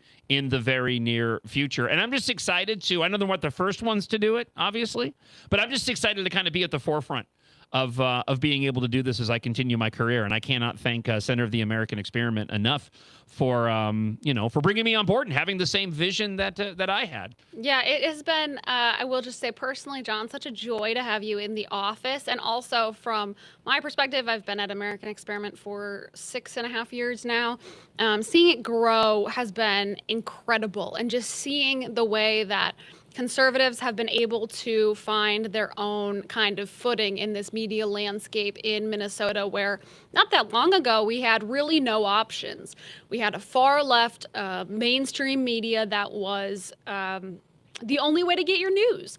And now you look at the options that we have been able to bring conservatives, and it is incredible. Finally, people can get real commentary and news that they can rely on. And that was one thing that people trusted you for, John, of course. And so it's an honor to have you bringing that to American Experiment. We knew it was crucial that people continued getting that news. And I'm just glad that they can keep getting it through us. I am really, really curious. I don't know what your guys's, I don't know what your thoughts are to Catherine and Grace as she makes her way back in and Isaac. I'm really curious what the listener's response is going to be. I've been sharing logos online. Some people were clever enough to go and figure things out. And of course, by the time you're listening to this, everybody will know it at this point in time. But they don't know the specific details. A lot of people don't know that we're going to be live Monday through Friday and how we're going and facilitating all of this. So I'm really curious what the listener's response is going to be. There's a part of me that believes the listener understands the reason for the change and that the radio element is not going to be important to them anymore. But there's also a possibility that might be the case. I just don't know yet. And I think we'll know a lot more. Well, again, by the time you're listening to this, we'll know a lot more. But come Saturday, come tomorrow. Oh my gosh, it's tomorrow. I got to finish my speech. That is crazy. Holy cow. I just forgot. I'm really curious to see what the response is from those when they find out exactly what it is that we're doing. Grace, your expectations of how you think the people are going to respond? I think people are going to be thrilled. I mean, I think most people's fear when you went off the radio was that you weren't going they just simply weren't going to hear from you anymore. And so the fact that you are continuing the show, that you are continuing it in a live format, doing this, I mean, kind of, pioneering show that we're doing right now, where it's a podcast, but it's live. And, we really are trying to keep it as much the same as possible. And I think that people are going to really appreciate that. I would be shocked if there was a sizable group who were upset that you weren't on, strictly on the airwaves anymore. I think that people are going to be relieved and really excited to see, how much has stayed the same, and yet also the cool new things that we're doing now. Yeah. Yeah, and I'm excited for the people who will find your show because they know how to go on X and open up their X account, but they don't. I didn't know the radio in my car and how it worked until I started, listening to your show. And then I was like, I got to figure this out. I got to figure out how to get radio in my car. So I think there's a lot of people in that category, especially younger people. I think you can reach a brand new audience in addition to hopefully keeping that entire incredible community you've already built up that are really dedicated to the show. And it's incredible to see. Yeah, this has been it's been a unique experience going through all of this here. I went through something similar before I came to Minnesota because I was in Tucson for 9 years, but I left, I mean, I just got up. I mean, I came here. I left the state, and there wasn't a thought about staying at the time. That was the plan. That was the plan all along. And this has been a unique experience and a response that I did not anticipate when Me Muscle came in and said your services are no longer needed. There is such a divide over Me Muscle, by the way. I can't get behind it. I am sorry. Every time I hear it, I just. Ugh. It's a male-female thing, I think is what it is. Isaac, are you pro Me Muscle then, Isaac? I think so. I'm undecided. Yeah. Oh. Jeff O'Brien was pro Me Muscle. My wife is not pro Me Muscle. Yeah, see. Well, never mind. We'll leave it at that. Never. Wait, I don't know if I get it. Okay, so my former employer. Yeah. It's blank blank. John Justice used to work for blank blank. I was trying to think of a different way to say that. Oh, blank blank. I was thinking blank blank blank, and then I was like, where did the? Okay. So I could say Me Muscle Radio. Okay, nope, I get it. You deleted the Me Muscle app.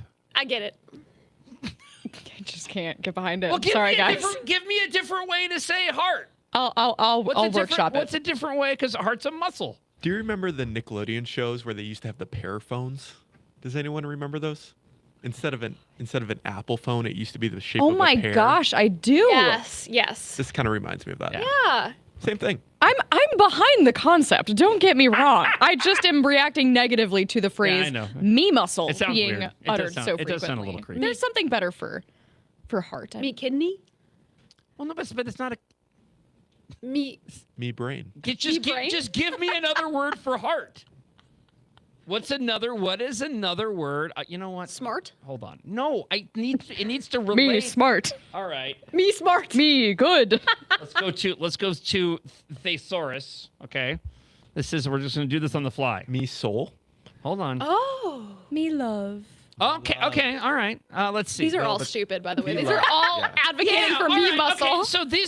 So the strongest synonyms. Okay, for heart, character. What? Feeling, love, nature, and soul. Oh, no. We need like an actual heart, right? Yeah. Not like doing something with heart. Right. Oh, yeah. So, the physical. That's right. So thesaurus is not extrapolating. Not super helpful. Oh, here we go. No, none of these work either. I could just say I heart and be done with it. I suppose I just did. So, all right, let's go here. I was doing my prep this morning for the show, and I saw this. And this is funny to me because I've been wondering what in the world's going to happen to this location, and now I have an answer. So, are either of you familiar with the Costco in Coon Rapids at all? No, sir. No. None at all. Okay. Costco. I've been to the one in Shasta. Sure. Okay. So the Costco in Coon Rapids, there's a lot of infrastructure around it, like most Costco's have, right? There's like a shopping center and outside stores and all this. There's an orange gym and there's a Kohl's there and all this. There's a empty TGI Friday that's right there on the corner next to Costco, which always surprised me. Like, it's like that is a very busy business district, and yet TGI Fridays couldn't survive. That's kind of a dying breed of restaurant, though, isn't it? I think that they level all went of out of business, didn't they? Because the same thing in St. Louis Park over there. All the TGI Fridays went under? Well, I don't know. The one in St. Louis Park did, and it was just this empty building that looks exactly like a TGI Fridays, right. But they just stripped off all of the branding. But I just saw it. I think a restaurant bought it. So. Well, and they opened a Golden Corral just down the street in that same area, and it didn't last either, which blows my mind because I love me some Golden Corral. What? Are you not a Golden Corral fan? What is a Golden Corral? What do you mean, what is a Golden Corral? All right, Grace, Golden Corral? Mm-mm. Wow. Is it like one of those buffet places? Wow, yes. No. Isaac, Golden Corral. Hard pass. Heard of it.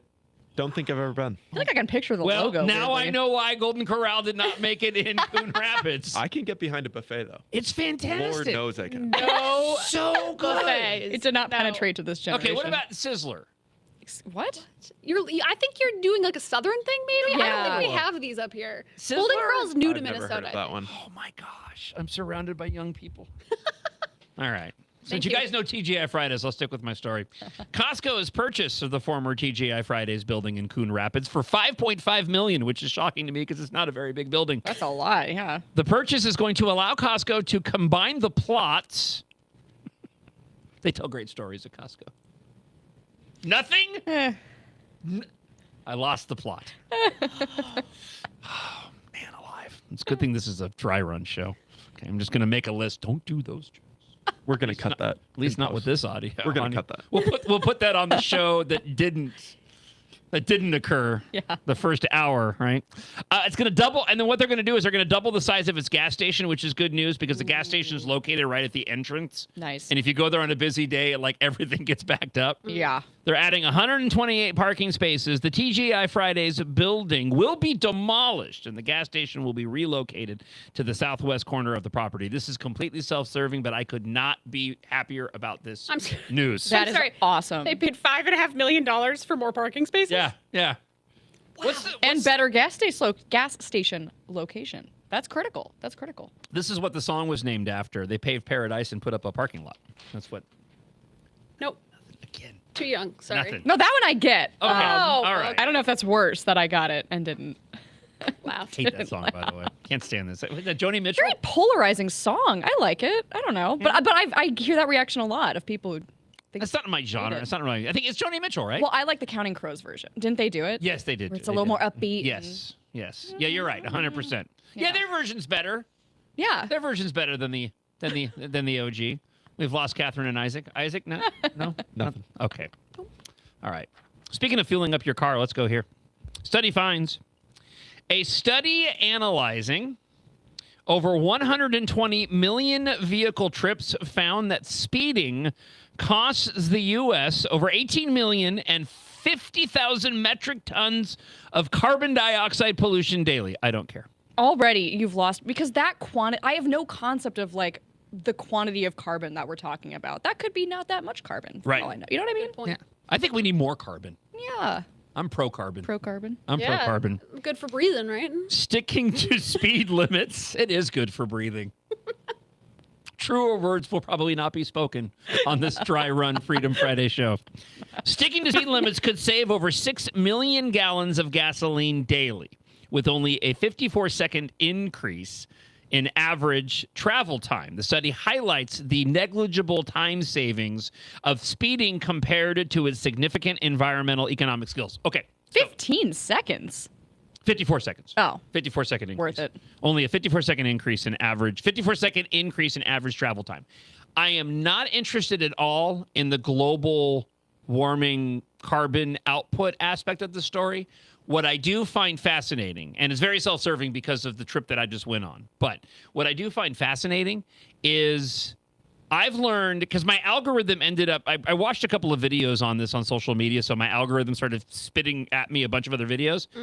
I didn't realize how little you did actually gain by speeding to a location, even on a long trip. When you break down the math of increasing your speed, even by like 10 miles an hour, like the length of time that you end up cutting out to meet your destination, like it's not worth it. Give me numbers. We're talking minutes. Like over 10 minutes? No, like less than that. Okay. But that's not what you're gaining from speeding. Like, what I gain from speeding is a sense of calm. You know, like if I have to be somewhere and I'm just kind of slowly chugging along, my anxiety builds and I get stressed. So if I'm speeding, I feel like I'm doing everything I can to get there, you know? Okay. I've not heard that take before. I have not heard that take. I'm either. sorry, you wouldn't agree? That's the correct take, though. No, That is the correct take. I haven't heard that take, but I agree with that take. If you're late and you're not speeding, you don't care about being there. Right. Now, so see, I agree. I agree with that. I think it's the proposition that like I speed not to get there faster. I speed to calm myself. Yeah, that is where you're losing me a bit. That's the weirdness. No, but it's like you're doing everything you can. Yeah, I the know. idea. I just mean I know that I'm not going to get there that much faster because I'm trying to beat my GPS, and you never really do. You know, like your GPS ETA is pretty much always going to be when you get there, even if you're totally speeding the whole time. Right. My experience. However, And so I know that. However, if I'm not speeding, I'm just anxious about not speeding, and that, you know, and so yeah, that's why I speed. So we're on our travels, because I got a lot of little elements to add in here, right? So we're 10 states, 10 days, here to Arizona to California and back, 2 different routes, somewhat southern, somewhat northern when we came back. We left my mom's house in Prescott, Arizona, and we were heading to Southern California. It's about a 6-hour drive. Now, we were pulling like 12 to 15-hour days driving. I mean, there was a moment every single time we did a leg of anything over 10 hours. By the time we hit like hour 11, this switch got flipped in both me and my son Kyle, where we just went to Loopyville. I don't know if it was just the road going by, just sitting there behind the wheel. But there was this moment where we both suddenly were just not making sense. We weren't angry, but we weren't coherent. And this is the moment where I'm trying to figure out where we're going to stop and what hotels we're going to use. And I'm on the phone in the car with Melinda while she's looking ahead to try to find places. And we're just in here cracking jokes and all this. And she's like, "Why are you guys laughing? We're trying to find a place for you guys to stop." Every story about your wife, I'm like, wow, a woman's a saint. I know. Yeah, she's so That's my incredibly, reaction. she's so incredibly You patient. can deal with this yourself. You crazy people. Oh, that happened. Oh, that absolutely happened. There was a moment where, and she's listening right now, I know, she goes, "Oh no, I remember that happened," because she was done. She didn't want to help me anymore. So Kyle and I are heading to California, and I wanted to get there as quick as possible, and we were trucking.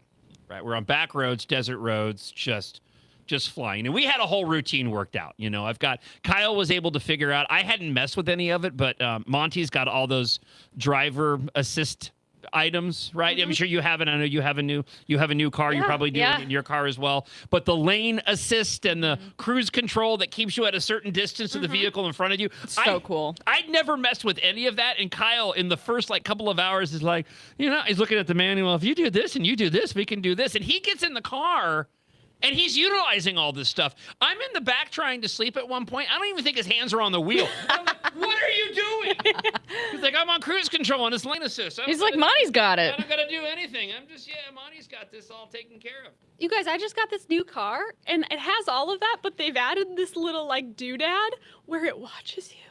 What? It it's not a camera, but it does sense you to make sure your eyes are paying attention. Oh wow! Mine gets mad if I take my hands off the wheel. Monty, but I don't think gets it's mad at me too. Tracking eye movement. I don't know. That's all the guy really told me. He was like, "Oh yeah, that just makes sure you're alert and your eyes are focused." I'm like, Monty told me when Monty decided I needed to take a break, and I had a little. I'm not even kidding you. I had. What? We hit, I think it was hour 13 one of the days. Oh my. And I'm driving and suddenly my speedometer goes black, right? The screen, it goes black. This little coffee cup pops up with a little steam graphic, and it says, "You should probably take a break." Seems like good advice. None of this happened. This was all a hallucination induced by the 13 hours of driving. Happened twice. Monty's telling me to take a break again. Oh my gosh. That's like my Oura ring. You have one of those, a watch, Oura ring, anything like that? I got a watch. Okay, yeah, it'll be time to stretch our legs a little bit after I've been watching TV for a while. I listened to those for the first month of having my watch, and it still tells me, but I've not listened to it since. Yeah, no. I had a mood ring growing up. I never had an Oura ring. Mood rings. I know. Oh. I miss my mood ring. Yeah. So we're flying down.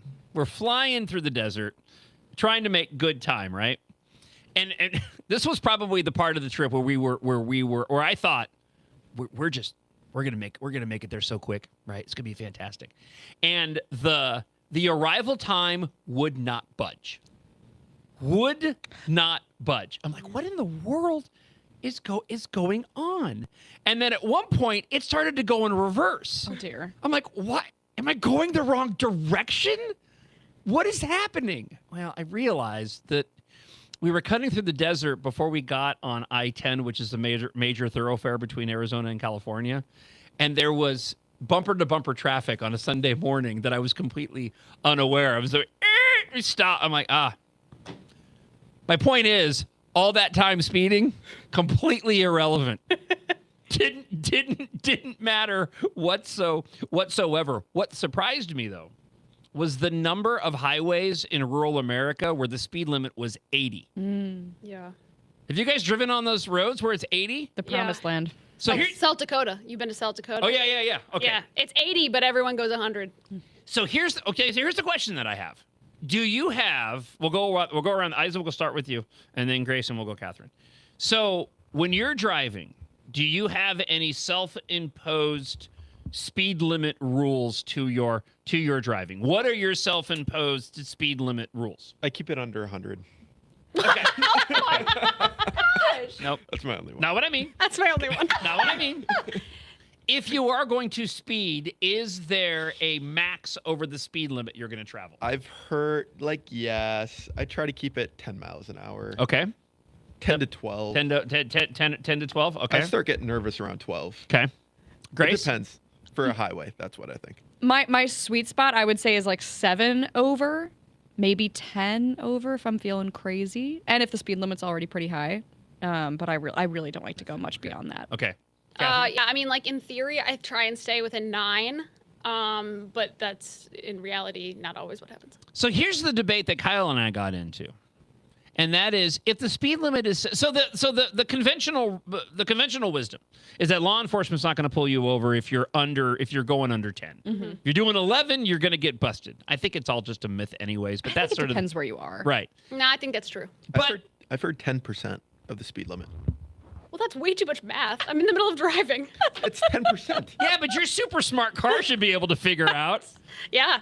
Whatever's looking at you, and they're just ask it. Speed limit's 60. It's just 6. It's not that hard. Okay, okay, that's a good point. It's increments of 5, Catherine. Yeah, 65, then it's 6.5. So here's my question though: if the speed limit is 80, does that still apply?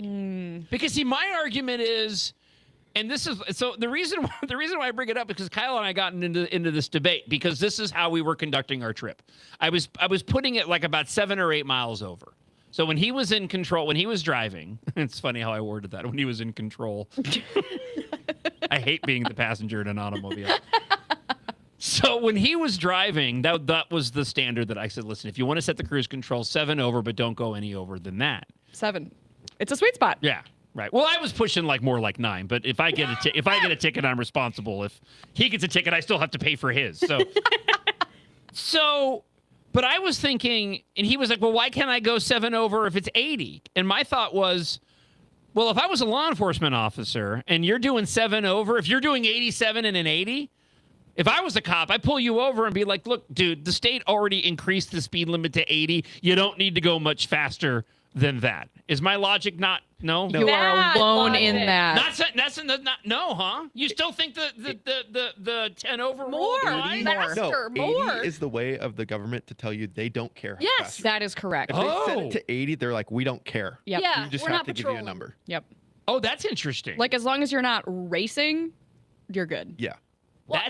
Okay. And that's how people, I think, take it. My only experience with this is really in South Dakota, where, no, seriously, if you're not going 100 on some of those highways, you're going to get, people are on your rear end. Yeah. And then you cross over the Minnesota state line down there, and it's like, slow down. Interesting. Yeah. So you think it gives you more of a, you think you're still, let me just make it simple. You think you're still justified with the 10% rule, Isaac? 100%. If not expected to. Genuinely, yeah. I would be more worried about getting a speeding ticket, like going 75 or 77, I guess, in a 70 rather than 87 and an 80. There's no chance you get a speeding ticket going 87 and 80. Yeah. That's some conviction over there. Really? Really. I'm not willing to test that theory. And it's Qatar, not Qatar. I know that. I know. We cleared that up yesterday. So so check this out. I wonder if I can do this with visual aid. I can't. I have my cars here. I could do it. I've never seen this happen before. Okay? I've never seen this happen before. I kind of want the visual aid. You want the visual aid? Well, you've got the cars right there. All right, I'll do the visual aid. Hang on. God. Look at them. I got my cars. All right. He's got the cars. My on his driver, laptop. my driver, Alex. I don't know if you guys heard it. My driver, Alex Bowman, made an announcement yesterday that he is retiring from NASCAR racing after next season. So hence why I'm wearing my. Wait, is this like a Tom Brady announcement where it's like not really? No, it is. Yeah. No, Am I thinking of the right person who's retired like 4 times? Yeah. Yeah, Okay. no. He's absolutely no. Bowman's absolutely retiring. Oh. So I am, but I get to watch the rest of the season and next season. And the guy that I plan on following may be taking over his car, so that's kind of cool. Oh. So I left yesterday. Don't pretend you don't know what that means. The cars aren't like Don't pretend personal you know to- what that means. No. I watched F1, okay? Okay, so Alex Bowman, right? These cars here. Okay. He drives for Hendrick Motorsports. Hendrick Motorsports has 4 different drivers under their banner of Hendrick Motorsports. Okay. Each of them has their own numbers. So you've got Kyle Larson drives the 5. You have William Byron drives the 24. Chase Elliott drives the 9. And Alex Bowman drives the 48. Okay. Okay. So if a driver retires, they have to find somebody to fill the seat of that car. Oh, interesting. And- I always thought it was more the driver was attached to the car, but you're saying it's the sponsor who's Right. attached to the cars? It used to be like that in the early part of NASCAR. They were just one car teams, and so it was more. But now these are like franchises where drivers will go in and out. So it's not unlike a quarterback being traded from one team to another. Now he's in another uniform, probably got a different number. Got Okay. it. I leave work yesterday and I'm heading up. And you got to forgive me. What's the freeway going up to Maple Grove? The big one, with all the lanes right here. 494? You pull out and go right. Yes. 494. 494 494 going north. 494. Yeah. Okay. So I got my visual aid, right? I did this yesterday with Melinda. She was so enthused. So this is me and Monty, okay? So I'm here. Let me move my laptop. This is going to be great on audio. I know, only. it's gonna be, I know this is fantastic for the podcasters, right? Good time to plug the YouTube. That's right. Thank you for doing so. Okay. So I'm in the center lane. There's a car just ahead of me to the right in the right-hand lane, right? Okay. There's a woman in an SUV who's kind of splitting the difference. Okay. Feels like you didn't need to say the gender, but carry on. Well, she was. So we're kind of I gotta remember, she's a little bit ahead of me as we're coming up on this car in front, right?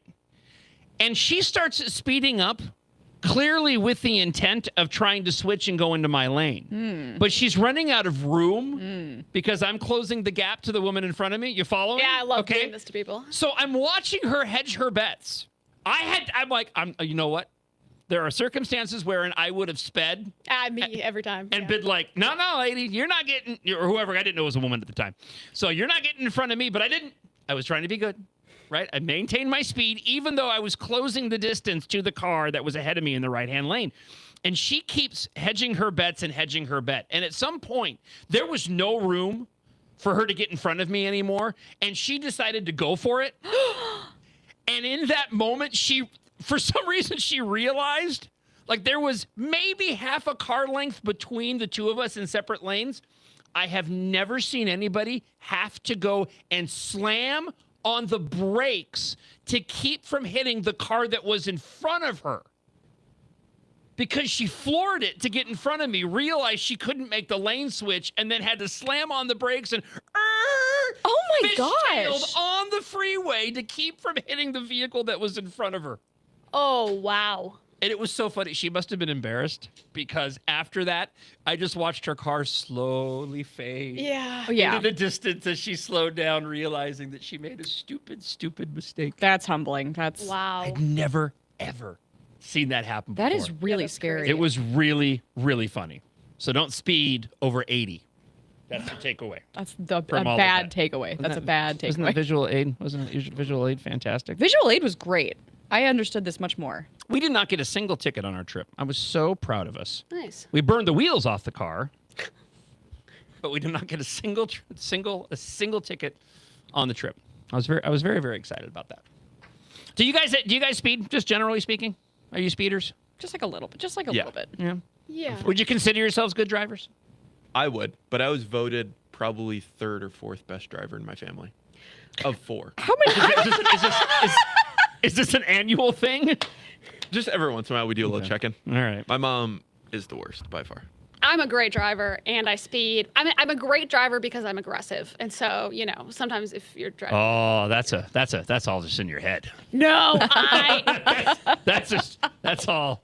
I'm a great driver. I'm a great driver. I know I'm a great driver. I You am. can't tell me any different. I am. I'm a great driver because I'm aggressive and sometimes speed. I will do my best to never get into the car with my 24-year-old son, Logan, ever again with him driving. There's people like that in this office. Yeah. If I'm being transparent.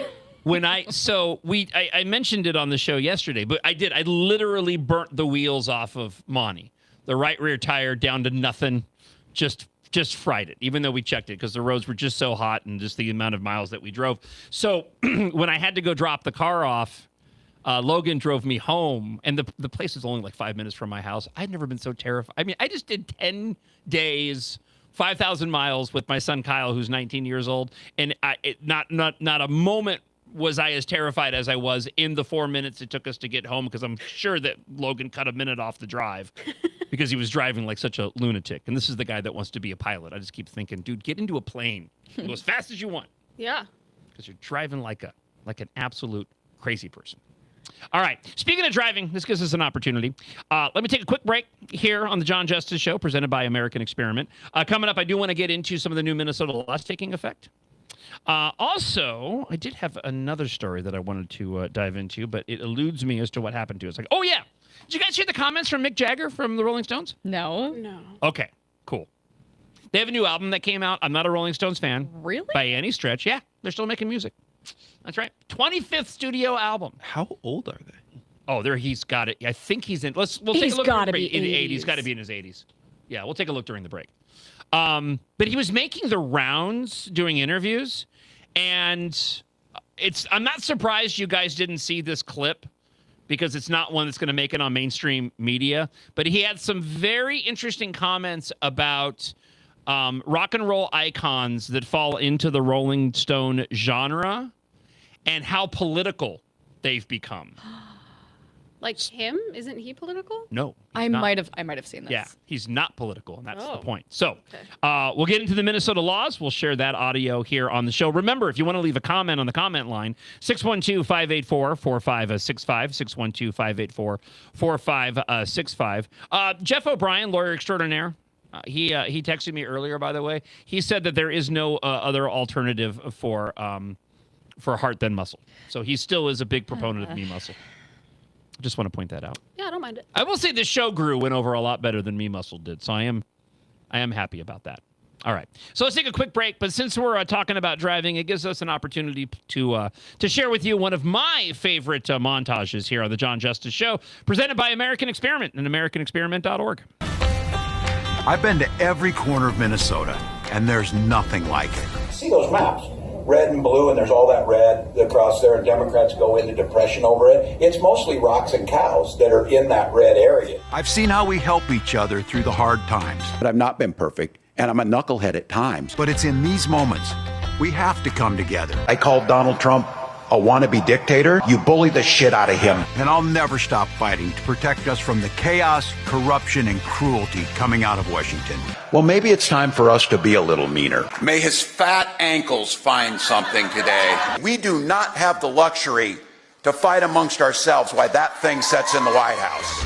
We can't lose hope, because I've seen what we can do when we work together. Think of how easy it would be to be a damn Republican. Oh, what should I wear today? This stupid freaking red hat. Cutting taxes for the middle class. However, there are also taxes going up for most Minnesotans. While also making the largest investments in public safety. One of the few tweets we've had from any kind of official source tonight, and in my opinion, that is inexcusable. We have reached out to the governor, to the mayor of St. Paul, to the mayor of Minneapolis, both police chiefs. We are getting no response tonight. We've raised graduation rates to the highest ever. Most Minnesota students are falling behind state standards in math, and only about 50% of students are proficient in reading. Crack down on fraud and protect our tax dollars. Bribes, falsified records, and taxpayers charged to help dead people find housing. Thousands of dollars for work that's not being done. Fake meetings. They just billed us for nothing. Forged names. I did not sign this legal document. Homeless veterans. I never met any of these people. Dead people billed. Phantom services. For that $14,000, you got what? Nothing. Now I'm hitting the road to listen to you and talk about our future. What's wrong is our country's being stole by fascists and Nazis, and we're trying to do all we can to try and do that. I am so glad that he will not be governor for much longer. It is the John Justice Show presented by American Experiment and AmericanExperiment.org. You were listening to and watching the Dry Run Show for the show that officially launches on Monday. So, you're listening to this, you're watching this. Well, where do I listen on Monday morning live?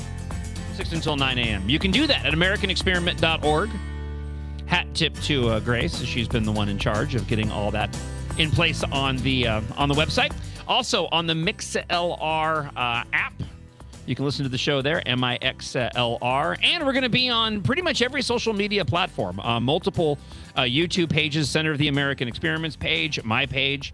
Same thing goes for Instagram, along with Facebook and X as well. So the idea from the start was, if anybody were to ask, where can I go and listen or watch the show, to be able to say, well, everywhere. We're trying to put it on as many platforms as possible, and it really has been a group effort. As I mentioned, Grace has been handling a lot of the website stuff. Isaac's been incredibly helpful, to say the least, in setting all of this up and also taking care of a lot of our graphics. And Catherine, speaking of graphics, everybody in the old show was always like, merchandise, where can I get a hat? Where can I get a ticker? Where can I get a T-shirt? Well, I didn't have any of that. Now we do. As a matter of fact, the mug's over here somewhere. Right here. I got it. We got mugs. We got a whole bunch of other items, though, too, right? Right, Catherine? Yeah, we will. Although the first thing we're going to have is hats. Now, unfortunately, our samples have gotten lost in the mail. Oh, no. So Conspiracy. hopefully we'll get them by Monday. But if you donate $35 or more to AmericanExperiment.org to support our launch of the John Justice Show, you will receive an exclusive John Justice hat. It is beautiful. It's really cool. And, I want to say, too, that as we go about launching the show, grant us a little bit of patience as we work through all of this. I think we've got all of the bugs worked out.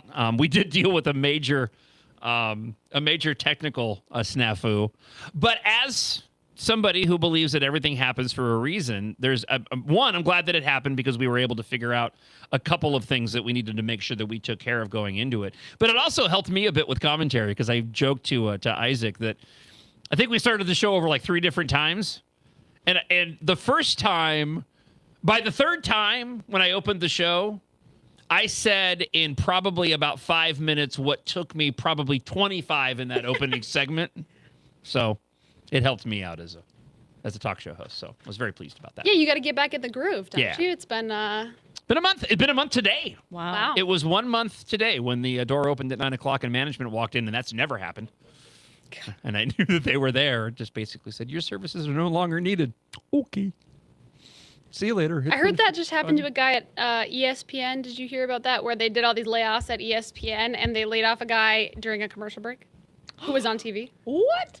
Apparently, I actually heard Michelle Tafoya talking about this on Morning Wire. Apparently, it was being told to them by reporters that they were going to leak it, and they freaked out and said, we don't want him to look down at his phone while he's on air and realize he got fired. And so they just, during a commercial break, were like, we got to do it now so he doesn't find out from someone else. That's and they fired him crazy. during a commercial break. I feel like and I have no basis. I have no basis to this is just a gut feeling. But I feel like the protocols around letting people go have changed a lot. My guess is because it's happened more often. To your point, Disney, which is affiliated, ABC is affiliated with ESPN. Mm-hmm. They just went through a massive round of layoffs. I was reading about this yesterday. I mean, this is indicative of the world changing and entertainment changing, and the whole, everything that I talked about before regarding radio changing and the dynamics around that. And no media outlet is immune to all of this, but I feel like the standards of letting people go have really gone down to where it's just like very unceremoniously, and a lot of them done in mass waves. And like you said, even letting somebody go in the middle of doing their their gig, for crying out loud. Well, I will say, on the other hand, too, I think people are less committed to their jobs than ever before. Like, you'll see, everyone in my generation thinks like, well, yeah, if I spend like a year at a job, that's good. That's basically what I owe them. And, maybe 2 years, before you can go on to something else. And that job hopping is really common. And I think that is actually a way you can sometimes make more money over the long run, but it's not as maybe respectful to your employer as it could be. And so those standards, I think, on both ends have changed, employer and employee. Well, it's there's a gig economy, especially with younger generations. Yeah, I mean, I think everybody here. These are all our jobs, right? So this is probably not a good example, but it's a testament to Center of the American Experiment. But I know for the producers on the show, when Robbie got let go from the previous show, which was through a round of layoffs, that situation, by the way, I can go and tell the story now. This is kind of funny. So this happened during presidential election week in 2024. Okay. And same thing. Me Muscle was going through a round of layoffs, and they started at the beginning of it started on Monday? No. Yeah, they started on Monday. That's right. They did it into the election because the election was Tuesday, right?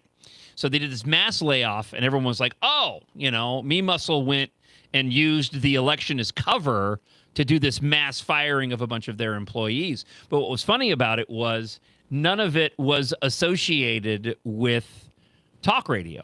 It was all the music personalities that got let go. Huh.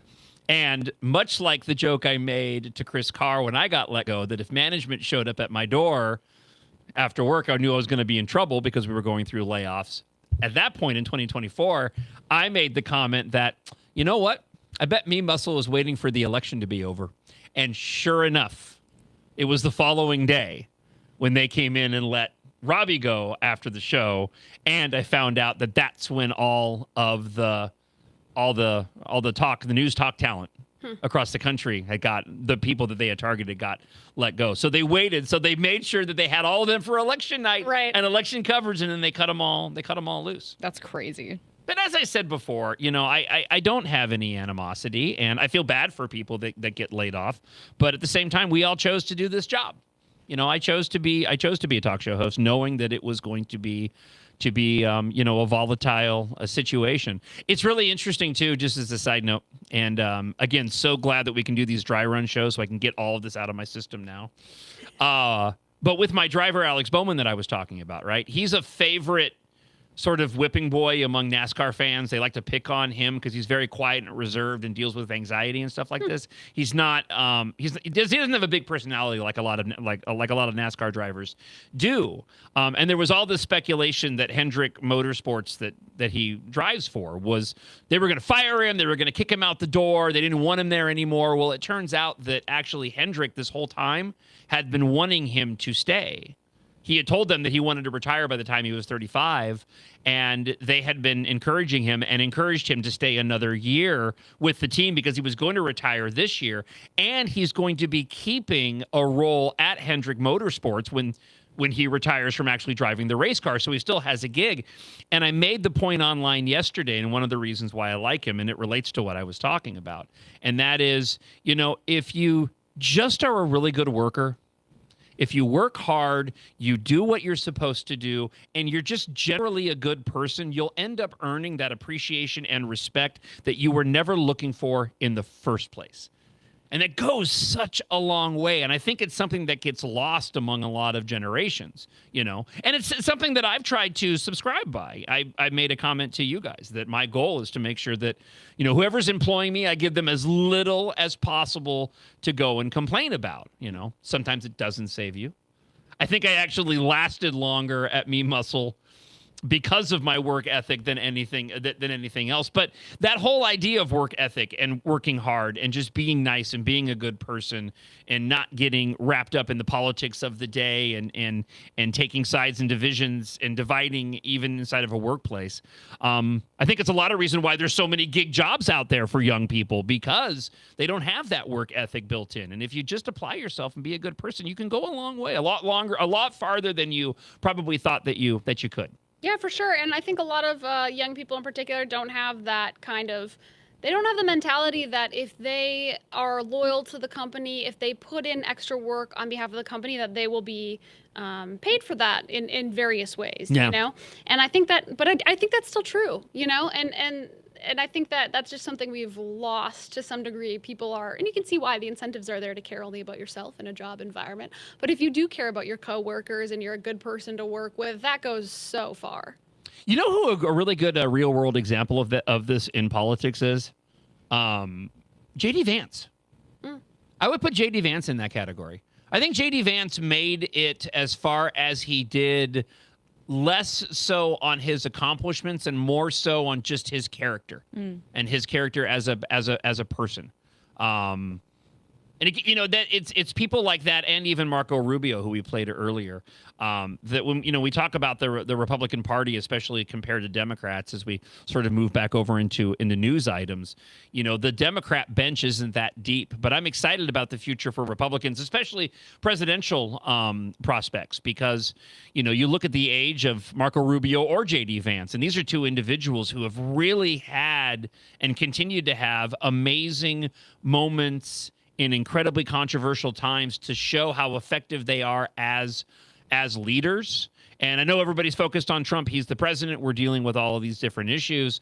But we got these group of individuals that are a part of that apparatus right now that are going to be around, way, much longer after Trump is gone. And the Republican Party's future is bright with individuals like that. Totally. And look at how the people who are successful now and clearly going to be successful over the next many years are the people who decided to become team players when, Trump made fun of Marco Rubio all the time when they were running against each other. But Marco said, no, I'm a team player for the party, as one should be, to get things done. And now he's what maybe the most likely person to be our next, Republican presidential nominee. Think of the people who just went after Trump and left that debate stage in 2016 and could never come to terms with getting on board with the Republican Party. Has anyone said the name like John Kasich or whatever that name guys like? Kasich? I don't even remember. Like that guy, he was awful, and he disappeared because he wouldn't join the team. So I think it's actually a really good example of that. I'm glad it's funny, just to dovetail off of something you said. Everybody got wise to Trump and his name calling. Like it's not even a thing anymore.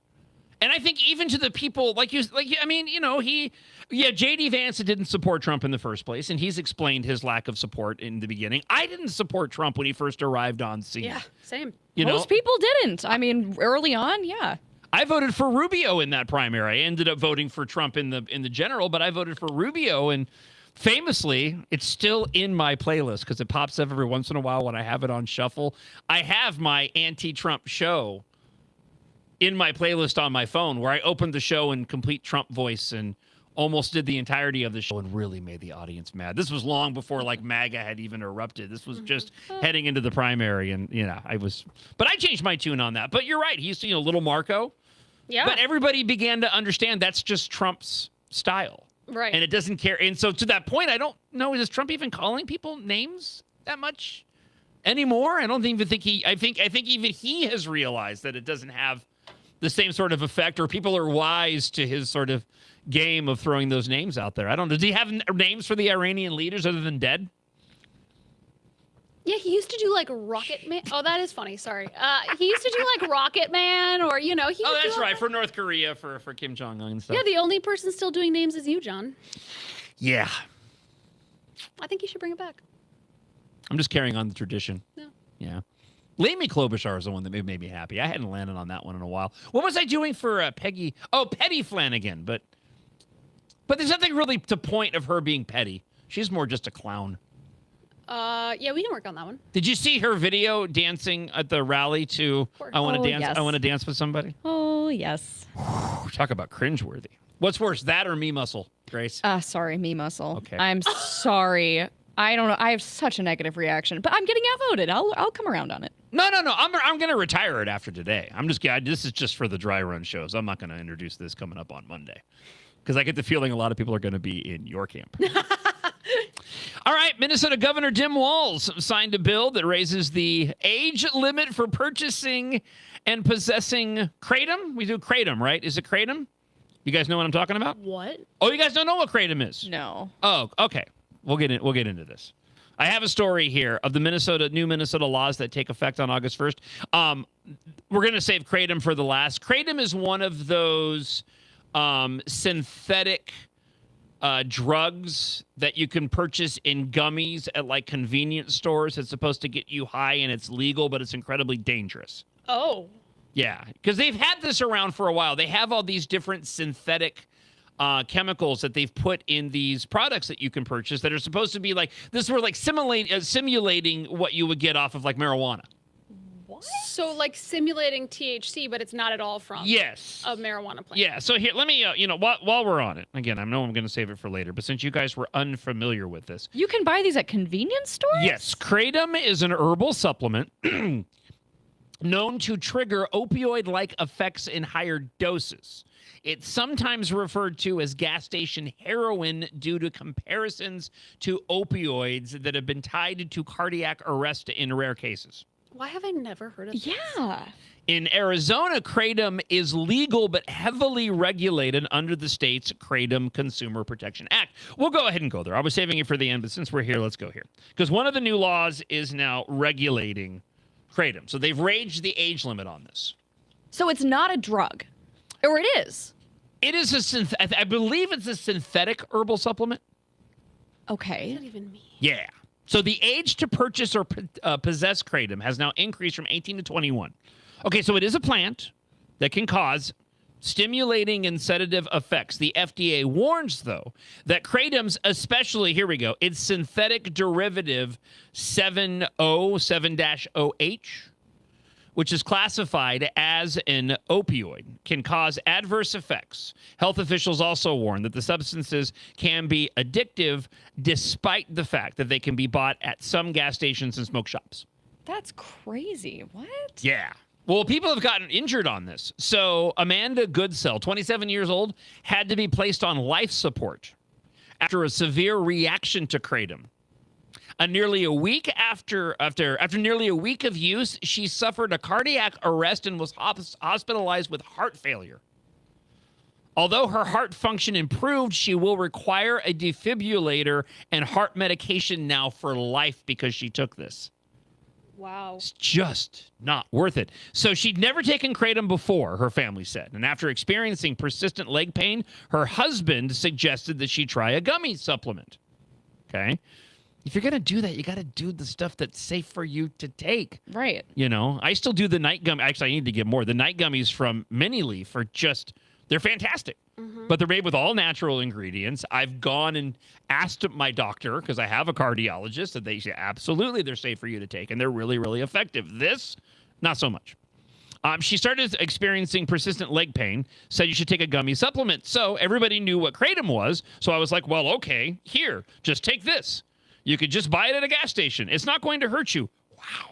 Those two things should not be put together. Oh, man. You should never be put. You buy it at a gas station. It's not going to hurt you. You know, you can buy cigarettes at gas stations. I mean. Well, people, yeah, that's the problem with like legalizing marijuana and all these different things. It's like, well, yeah, people assume that if it's legal, it's safe. Right. And it's definitely not in every circumstance. Nearly a week after taking the product, Goodsell found his wife unresponsive in their bed. She's like, she was red, her lips were blue, and she was foaming. This is horrific. So, but she's like 27, right? Yeah. But now, so we've raised the age limit to get it. To 21. But like, how does that help? Right. Like, that would not have helped this specific case. Right. No. Yeah, I think we need to re-examine this particular drug and making it available at all, but I'm sure there are a lot of sort of libertarians out there going, no. But And I don't know how often this happens. I know I talked about this before on previous shows because there was a circumstance here that took place. But you're right. I mean, her being 27 with raging as a 21. I mean, I guess it's moderation, just like you would alcohol, I suppose. So I jumped out of bed, I grabbed her, and I was trying to wake her up. I thought she was dead. You freak out a little bit. I thought she was gone. She was transported to the hospital, placed on life support with her heart barely pumping. I do wonder if there wasn't some sort of other pre-existing condition that kratom went and exacerbated. That's what I'm expecting to hear or to find out eventually. Yeah. They had to have her on a ventilator to help her breathe, and then they had to put her on a bunch of medications because her heart percentage was at 15%, Mike Goodsell said. Doctor said Amanda Goodsell was suffering from heart failure and would need a heart transplant. After 2 weeks in the hospital, she did begin to recover. Her heart kind of like did a miracle turnaround, and the percentage came up to a stable point. It was a sense of relief. They told me that she didn't need one. Yeah, it's frightening. It's frightening. But this is one of those things where I understand. I agree with the raising the age limit to 21, because if this is something that in high doses is going to cause this kind of effect and it's available to 18-year-olds, yeah, it's a really, really dangerous situation. And I mean, if only so you're raising the age limit so that the people making these decisions have more fully developed brains and can better make decisions about how much to take and whether you should take it and when you should take it. Yeah. No, I totally agree. All right, let's get into some other laws here, though. You guys ready? Food banks and egg donations. A new law allows food banks to accept egg donations past their quality assurance date. Oh, yeah, no, but I think that's cool. I think they're good. Eggs are good for a while after the quality date, right? Well, according to this article from Fox 9, eggs are still good past that date. Yeah, I just Googled this actually not that long ago. Did you really? Yeah, my husband was throwing away eggs by the sell-by date, and I was like, well, that's stupid. The sell-by date is not, like the date, but then I was like, well, I don't know how maybe it lasts another 2 days or something. If you Google it, it'll claim they last like 3 weeks, which I find a little suspicious. Well, and you can test it, right? If you put it in water and the egg floats a certain direction, that's how you know if it's still good. Huh? No, seriously, yeah. What? Like if the egg floats or if it sinks determines whether or not it's rotten. Really? I'm serious. Now, do I know which is which? No. I had never heard that. I think if it floats, it's gone bad. What? Interesting. I've heard that relating to other things that I don't want to get into on the show. Where they have, but that's a little grosser. I've never heard that regarding, you never heard the term like sinkers or floaters? Just stop talking. Okay. We're not on terrestrial radio. We can get away with this now. But I would rather our guests not leave at the moment here. Although they are at work, so where are they going to go? Refrigerated eggs are typically safe to eat for about a month after their pack date. However, they begin to lose their flavor or quality. Wait a second. So quality, I mean, flavor, I'm with you, but quality is where I start to get concerned if you're using that kind of language. About perishable food. Especially eggs. Yeah. Donated cartons must be labeled with distribution date, program name, and a not for resale notice.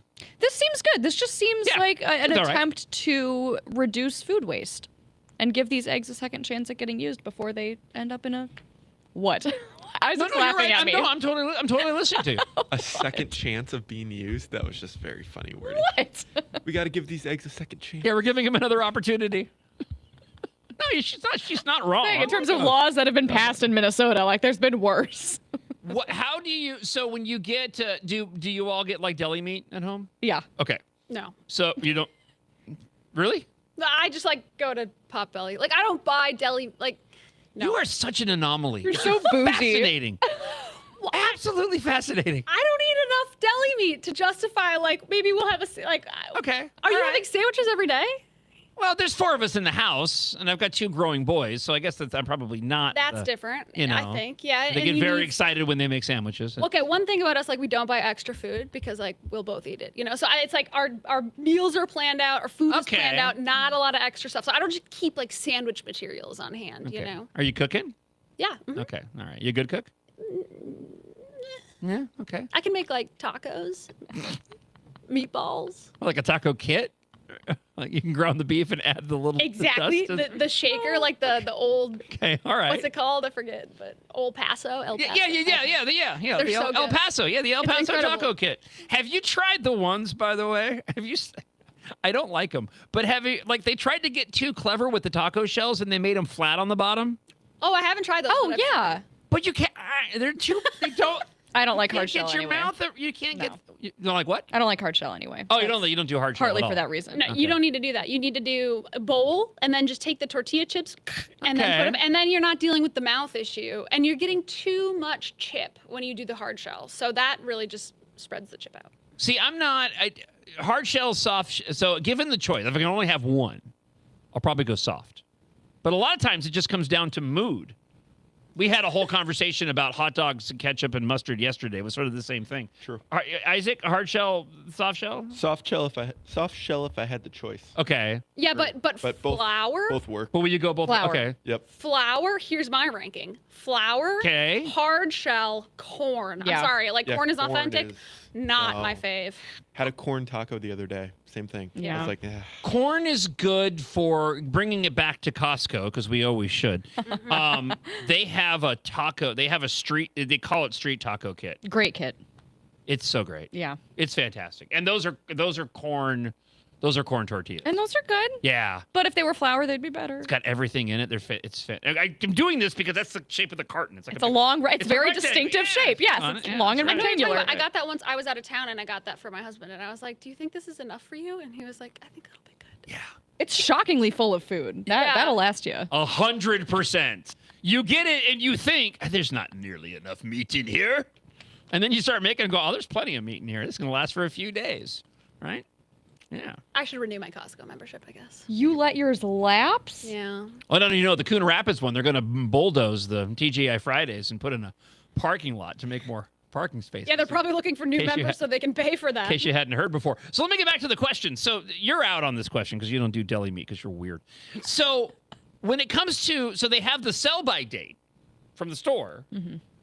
So how often are you referencing that, and how long are you keeping the deli meat after the sell-by date? Or do you have like a method, like you sniff in the ham to make sure if it's gone bad? Wait, can we clip that? Can we please clip that? I work very hard to not let it get to the point that I need to, sniff my meat. You need to clip that. As it exited my mouth, I such regret. We got to build the database. I completely forgot what your answer was. Isaac, how long are you keeping your deli meat before you throw it away? it doesn't matter anymore. I can't even focus. My whole point was that I use it very quickly. I use it so I don't have to do that. All right. Because I don't True. trust myself to discern. Okay. You know what I mean? The quality? Yeah. I feel like I deli got meat, you. I try to stick pretty close to the sell-by date. Yeah, we do too. I mean, usually it's a day or two, and it depends on the kind of meat you're dealing with too. Usually you can tell. There was one time where I had some steaks and they were past the sell-by date. Man, it was so borderline. It was like I cooked them anyway. I'm still here to tell the tale. Okay, but Probably shouldn't have. John, sell by. You got days after that. Best Buy. Yeah. Don't eat after. Yeah. Are you aware of the difference? Oh, okay. I guess I'm always going by the sell-by date. Oh, dude. Well, no, No. they only ever have one. But if it says sell by, Yeah. you got like 3 days. Right, maybe? of course. Okay. Okay, Yeah. I was just wondering that was my whole point was that you have a sell-by date. Yeah, but how you don't- long are you but how going long out? How long are you? Yeah. Depends on the product, but I'll try to avoid How long that. are you pushing that meat? Oh my gosh. These are questions that need answers. I had another point, and now I've completely lost it. Leave All a right, talk back. Let us know how long you're pushing your meat. let's get to a few more on this. Gosh darn it! What was my thought? I know you guys have no idea. We're talking about the sell-by date, the meat. How long do you keep it? I don't remember now. Let's go here. Paddle wheel prize. You guys ever do paddle wheel prizes with any Center of the American Experiment events? What? The Oh yeah. Oh, yeah. That's yeah. like our Spin the wheel. trademark. That's what they are, right? State fair That's what a activity. paddle wheel is, right? That's what that is. I've never heard it called that, but Just a wheel. They are increasing the prize maximums will increase to $200, and the maximum ticket price will increase to $5. The law also changes the maximum that can be deposited into the Consumer Protection Restitution account to $10 annually. The law adds that the card game Hassenpfeffer. oh boy. Boy, the look on Catherine's face is like, I might as well be speaking Portuguese. I might as well be speaking Portuguese. Anybody familiar with Hassenpfeffer? No? I have no idea what that is. It's now the card game Hassenpfeffer to list the social skills game for tournaments and contests. So apparently you could not play the game Hassenpfeffer for tournaments and contests, but now you can. Why were we ever regulating these things? Is I have kind no of my idea. question. What's so bad about Hassenpfeffer? I think And also it's- winning more than $200 on a spin wheel. It's like a gambling thing because remember we once last year, and I think we're going to do it again, have given away a scholarship, a $7,000 scholarship to a kid in private school to help fund their education. And let me tell you, that was a B word to figure out all of the legalities around having to do that kind of thing. But I think in Minnesota, even if you give, maybe it's over $200. If you give away even a pretty small amount of money, you got to jump through all kinds of hoops. Okay. So maybe that's what it is. They're that makes- saying if you have a card game where you win some money, you have to, it's now gambling. Then it counts as like a lottery. I'm sorry, is what it is, a lottery. I don't know how we compare to other states, but my gosh, it feels like we overregulate. That's what I'm getting at. Yeah, this feels so Yeah. unnecessary. I'm sure there Yeah. are reasons for it, but all right. We also have the Notification Technology Access Ban. This law prohibits owning, controlling, or advertising software, applications, or websites designed to notify images or videos. So everything that does that now? I mean, all AIs, can't they? Or maybe they won't, actually. The major ones I have don't know. guards Let's against see. that, I'm sure. Like ChatGPT and Gemini, I'm sure they have some guardrails. I wonder if I don't know if Grok will allow that. Grok was allowing that for a while. That's why people were mad at them, right? I don't think they do now because I've not seen that. And usually I will go, like, have you... what do I want to say? What do I want to say? All right. So this is somewhat innocuous and benign. So I'll just say it. So I was on X the other day, and there was a picture of Sydney Sweeney and another young fetching woman. Mm-hmm. Okay? Mm-hmm. It's not going to go anyplace weird. Don't worry. Wow.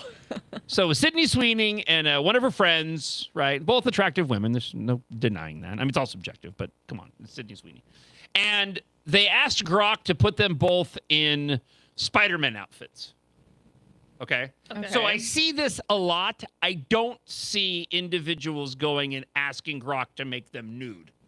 Good point. Well, That's the point that I'm trying to make. now hang on. If individuals were doing that though, that content would not be then posted.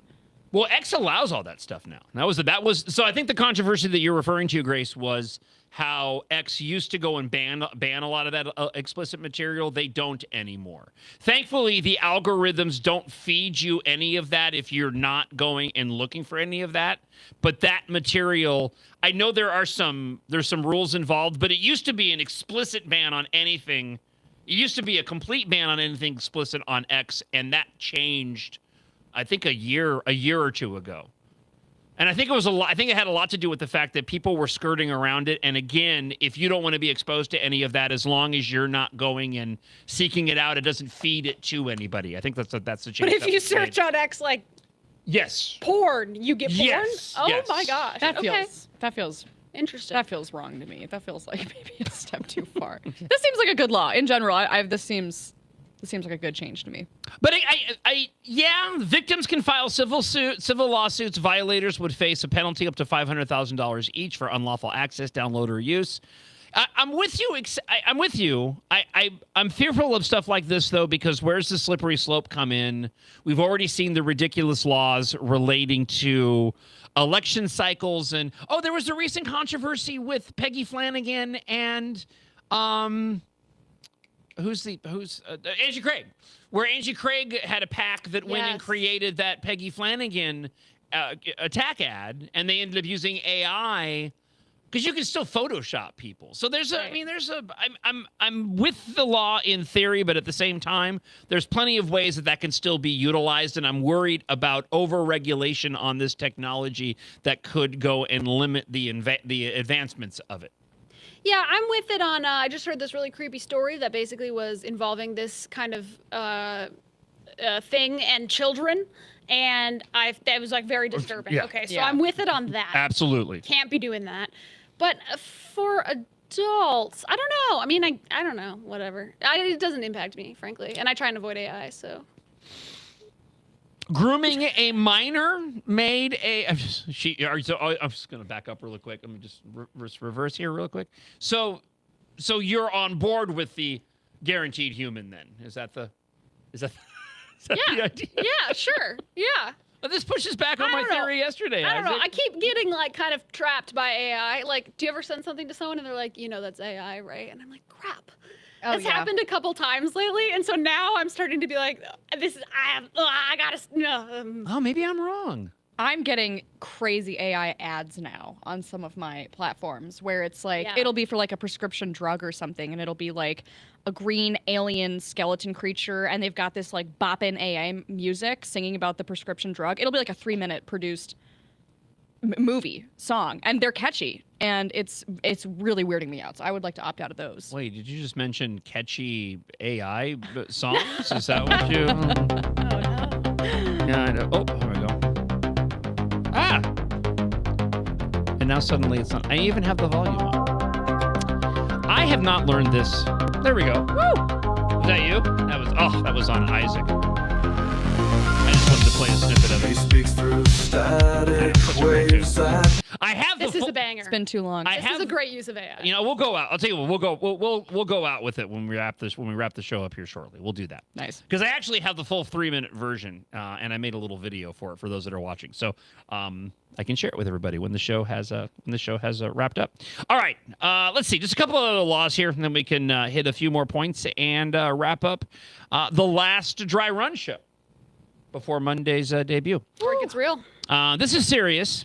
Grooming a minor is now made a felony. This creates a felony offense for someone who engages in a deliberate pattern of behavior to manipulate a child into future sexual conduct. Mandated reporter training for educational staff must be updated by August 27th to cover identifying, mitigating, and reporting grooming behaviors. It's funny. I looked at this earlier. I highlighted it to share on board, but then suddenly I'm reading this going, who's making the decisions on this, and what is this, and how is this going to be applied? Like, I certainly understand the desire to go and tackle this issue. It is a problem, especially in light of what we've just went through with the Tulu Vang deportation pardon situation. But also, they have the mandated training to educate individuals on how to identify this stuff. I'm just wondering what the conditions are and how this will be applied. That's definitely a question. It feels like it could be well-intentioned, but it does feel like it could be very subjective. What laws didn't we have in place already to handle situations like? That's a question. I would have thought, isn't grooming a minor already illegal? Well, yeah, when you can, and so let's look at this from a conservative viewpoint. I mean, there's a lot of us, myself included, that consider much of what's put inside of our public school system for minors relating to LGBTQ, imagery. I'll just focus on that. There's other examples I can give, but I would argue that there's a grooming that's involved in that. I mean, when you talk about those particular issues, you're talking about human sexuality. You're talking about relationships of individuals. That's the determining factor. And so when you have that inside of a learning environment for underage kids, I would go and say that is grooming those children, especially if you're from a household that doesn't agree with a particular chosen lifestyle. That's a really good point. And in that House hearing the other day where they were talking to the people from the Smithsonian museums, they showed some of the imagery that was literally in the Smithsonian museums, and it was adults in bondage and things like that. Ugh. Very disturbing. Clearly, I think could be, grooming. You have all kinds of kids coming through those museums. So that's a really good point. I mean, at what point does it become grooming? I wonder. Yeah, I have to do a little bit. I'll do a little bit more digging on that because I'm interested. I wouldn't be surprised if that was actually something that was put forward by, if it was a bipartisan bill that was passed, and perhaps there were some Republicans within the legislature that were looking at that themselves. So those were the most interesting ones. There were several other. Items. A lot of new laws. There's that interesting social media one that Grace and I have talked about before on the podcast. I think it was in a clip you played earlier, but like the social media mental health warning, that's still, they're undergoing this, lawsuit. And so I haven't seen it anywhere on my social media, but you're supposed to get in Minnesota, as of, I think it was July 1, you're supposed to get this big notification that says social media can impact your mental health. Here is a number to the suicide hotline. Oh, interesting. Kind of like Monty telling me to take a break when I'm driving too long. Kind of a weird Big Brother thing. Different, but the same. Say. Since you brought up AI, just really quick, and then we'll play some Mick Jagger and we'll wrap up today's show. I had a couple of stories here from, and I'll be bringing back David Gartenstein-Ross for our artificial intelligence discussions. But I had a couple of AI stories that were sitting in the stack that I never got a chance to cover with David. And because Catherine, I know what a big artificial intelligence fan you are, I figured I'd bring this up. This one, a 22-year-old Indian scammer using the pseudonym Sam created an AI-generated influencer named Emily Hart. Do you guys remember this? A little bit. To target conservative men on social media. The account, featuring content tailored to appeal to the MAGA demographic, gained significant popularity and generated substantial income for Sam. Despite the removal of the Facebook and Instagram accounts, Sam expressed no regrets about the scam. How is this a scam? They must have been soliciting. Well, they were either monetized or they were soliciting donations from if they were on TikTok at least. He said Sam said he used his Google Gemini chatbot to identify the target audience. And actually, it was funny because we talked about this in our house because Kyle and I had looked at it at Emily. I think she had purple. She was wearing like a purple outfit, and they had her like in a Union Jack outfit and all this, and she was talking a lot of conservative values. And we had I remember having a whole discussion with him about new media, emerging media, using this technology to reach new voters and getting young people involved. And apparently this was all a scam by this dude the whole time. He said that he used the Gemini chatbot to help identify the target audience, claiming it suggested the MAGA conservative niche could be particularly lucrative because the conservative audience, especially older men in the U.S., often has higher disposable income and is more loyal. He tailored the account content accordingly, depicted Emily as a nurse taking part in activities like ice fishing, drinking Coors Light, and shooting off rounds at the rifle range. Sam told Wire he didn't expect much from the account, but it kept growing in popularity. Every reel I posted was getting 3 million to 5 million to 10 million views. The algorithm loved it. Wow. How was he making money? I do have that question. If he has it on TikTok, it had to have been on TikTok, he's making, right? Yeah, he's making money. I saw it on X, but if this was on TikTok, he was making money hand over fist. Yeah. Okay. Can you say the name of the person again? I need to look it up and decide. Emily Hart. I need to decide if this is like a legitimate thing or if people are being dumb and it was obviously AI. I still don't understand why they're calling this a scam. If you ended up making an AI character, you were making social media content, you have a deal made with the platform in terms of revenue generation based on the number of views you're getting. I mean, are they simply calling it a scam because he's not a conservative and yet he created a conservative character and therefore made money off it? I don't find that a scam. I find that as being an entrepreneur. I think it's a scam if you are doing it specifically with the intent to deceive people and to get their money, which it sounds like this was. Interesting. But how would that relate to somebody who, say, was doing, let's say that I was secretly a Democrat this whole time. And I'm putting up social media content appealing to conservatives, but I'm being disingenuous, but people don't even realize it. I mean, is that, I guess, again, that's where I think you can call it a scam, but it's not a scam in legal terms. Again, though, seriously, if he was doing the thing on TikTok where you can solicit money, I'm not talking monetization now. You can solicit money from your followers. Right, absolutely. You're not talking about getting paid from the views. Right. You're talking about soliciting donations from individuals for it. Okay, yes. That makes sense. I gotta say, this is pretty AI looking to me. Oh, yeah. There was no doubt it was AI. I don't think there was. I think everybody knew it was AI. I think it was more what Grace was saying. Okay. That this was an individual who was. I don't know if everyone knew it was AI. I'm gonna agree with that. Yeah. You know about older people? Okay, I do. The old dudes giving money to the. I'm glad you didn't lump me in that category. Well, I think women too. I don't know. You know, I get sent some stuff sometimes from that generation that is like, do you know that's AI? That's true. That is very true. You know what AI doesn't do well? They don't do tears well. Every single time I see an AI generated picture of somebody crying, it just looks creepy and weird. I wish we could go back to the days when AI videos were first starting, and it would just be a picture of like a stuffed teddy bear, and it would just kind of do the it would like shudder a little bit, and it's like that's AI video. Yeah. And that was as far as it had advanced. Everything after that was a mistake, Now and you that was can't creepy tell. in and of itself. But Now you cannot tell. Yeah. All right, let's wrap on this. I want to get your thoughts. So Mick Jagger, Rolling Stones, brand new record, 25th studio album, 64 years together. Whew.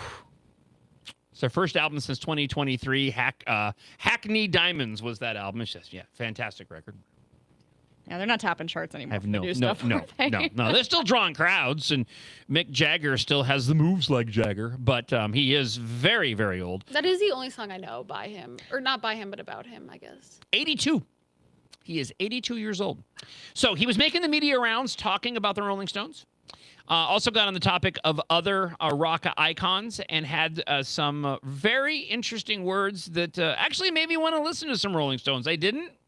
I'm not a Rolling Stones fan. Never been my style of music. But I tended to agree with some of what he had to And to my say question here. is to do with sort of how you understand your relationship with your audience. This actually maybe speaks to the politics stuff in a way too, because and let me give two counterexamples to sort of triangulate the question. So on one poll we have somebody like Bob Dylan, where if you go see him live, he's great. It almost feels like the crowd is incidental. Like he's going to be doing whatever he's doing, whether or not people showed up or not. On the other end of the spectrum, you have somebody like a Bruce Springsteen, who clearly sees his job as engaging in a meaningful back and forth with his audience. It means something different to him. Yeah. What does your relationship to the audience mean to you? What do they represent, all those people out there? Well, first of all, it depends where you are and what kind of event it is. Like the New Orleans event, that's a festival. They didn't come to see you necessarily. You know, they bought their tickets before they knew you were coming. Right. If you play the New Orleans Jazz Festival, we played that. Then we do Summer in the Park in London. You buy those tickets. Glastonbury. You buy those tickets because you like that festival. You always think something's good's going to happen, but you don't know. So they're not necessarily coming to see, they're not your biggest fans necessarily. I'm not saying that they hate you, otherwise they probably wouldn't be there. There's different levels of these kind of people, and you have to treat them in a slightly different way. The bottom line of... First off, just real quick, I have again, I know very little about Mick Jagger. I just know the hits, right? Okay. I don't think I've ever even watched an interview with Mick Jagger until this one, but I had just based off of what he said, a tremendous amount of respect for what he said there, because he's right. Mm-hmm. He's absolutely right. It's that whole know your audience, and from a content creator standpoint, listening to that, going, yeah, man, he's 100% correct. You got to know the audience you're playing for, and if in this case, if you're at a big festival, you want to start preaching to the crowd. Well, you got a whole bunch of people that aren't there, to see just you. They're there to see other individuals. But here's where he makes the interesting statement. The bottom line of my thing is that my job in the live music world is just those people that come is to have the best time they possibly can, and for 2 hours or whatever it is, to forget all their problems and the problems of the world and their mortgages and their whatever, and if they have problems, or just to give them, they can have just the best time. It's similar going to a sports event, really, because you everything else is shut out. You're just watching who's going to win. You're not worrying about everything else. You know, those things are out of your mind. I know you're still on that. You're on the phone and everything. Little Danny has like hurt his tooth. But you know, I know you can still have that. But I know you can still have that. But in the old days, you never had that really. So that's my job. So is to make them have the best time they possibly have. And some audiences want to go completely nuts, you know. And so then you encourage them to go more nuts and say you can play to some places in the world. It's different, you know. You play in Finland, it's not the same as playing in Argentina, you know. It's a different. They don't want to go completely so nuts. Maybe they do. I'm just using it as possibles. But so you don't want to be trying to churn them up into like get frustrated that they're not being demonstrative or you don't think they're having a good time, because they might be quite relatively calm. They might be relatively, you know, they're having a good time, but in their, I always say to everyone else, they're having a good time in their own way.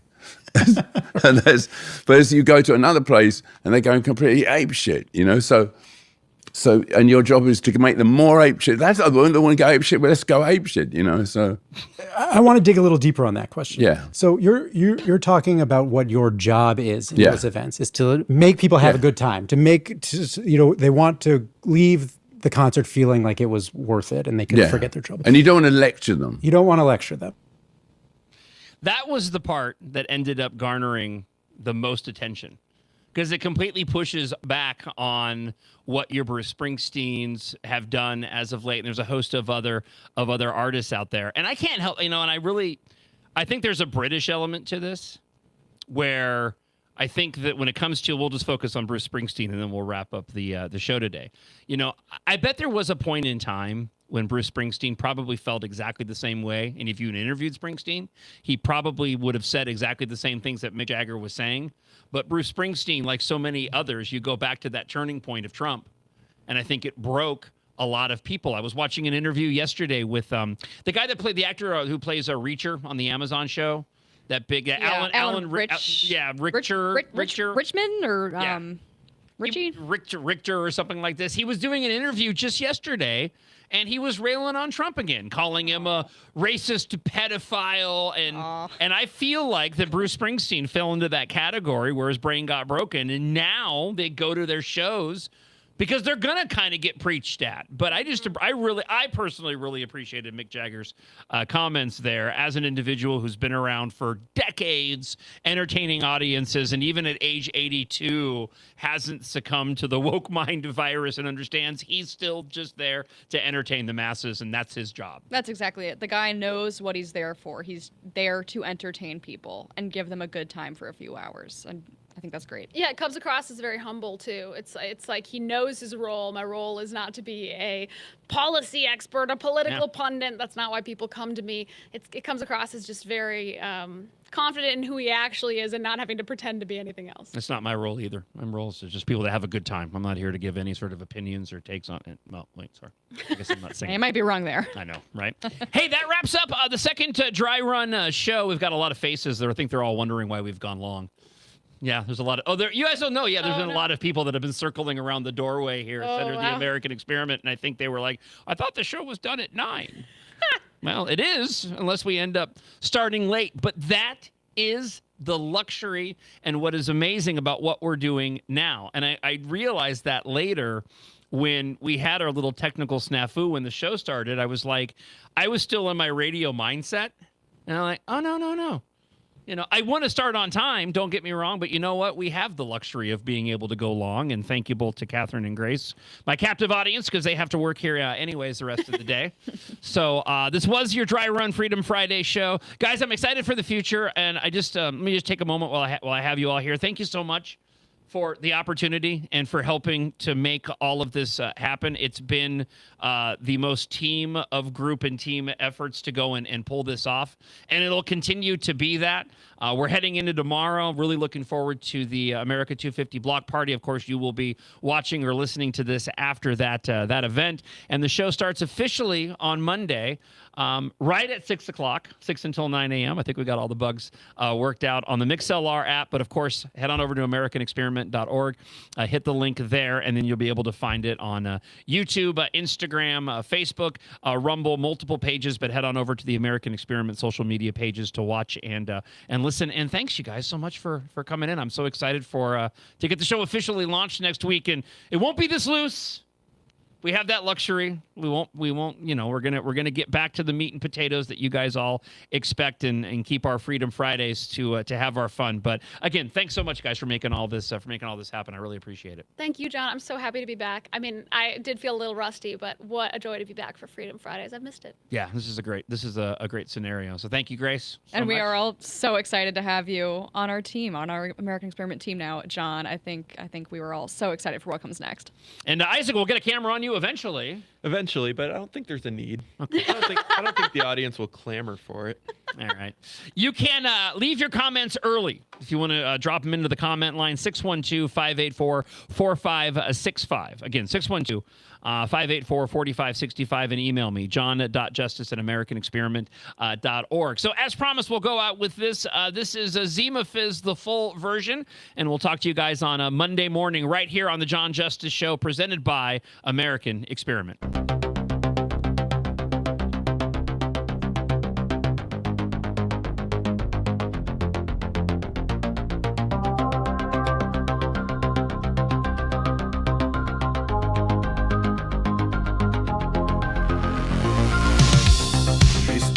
Static waves at dawn, a voice that lingers when night is gone. Twin cities hum with stories spun.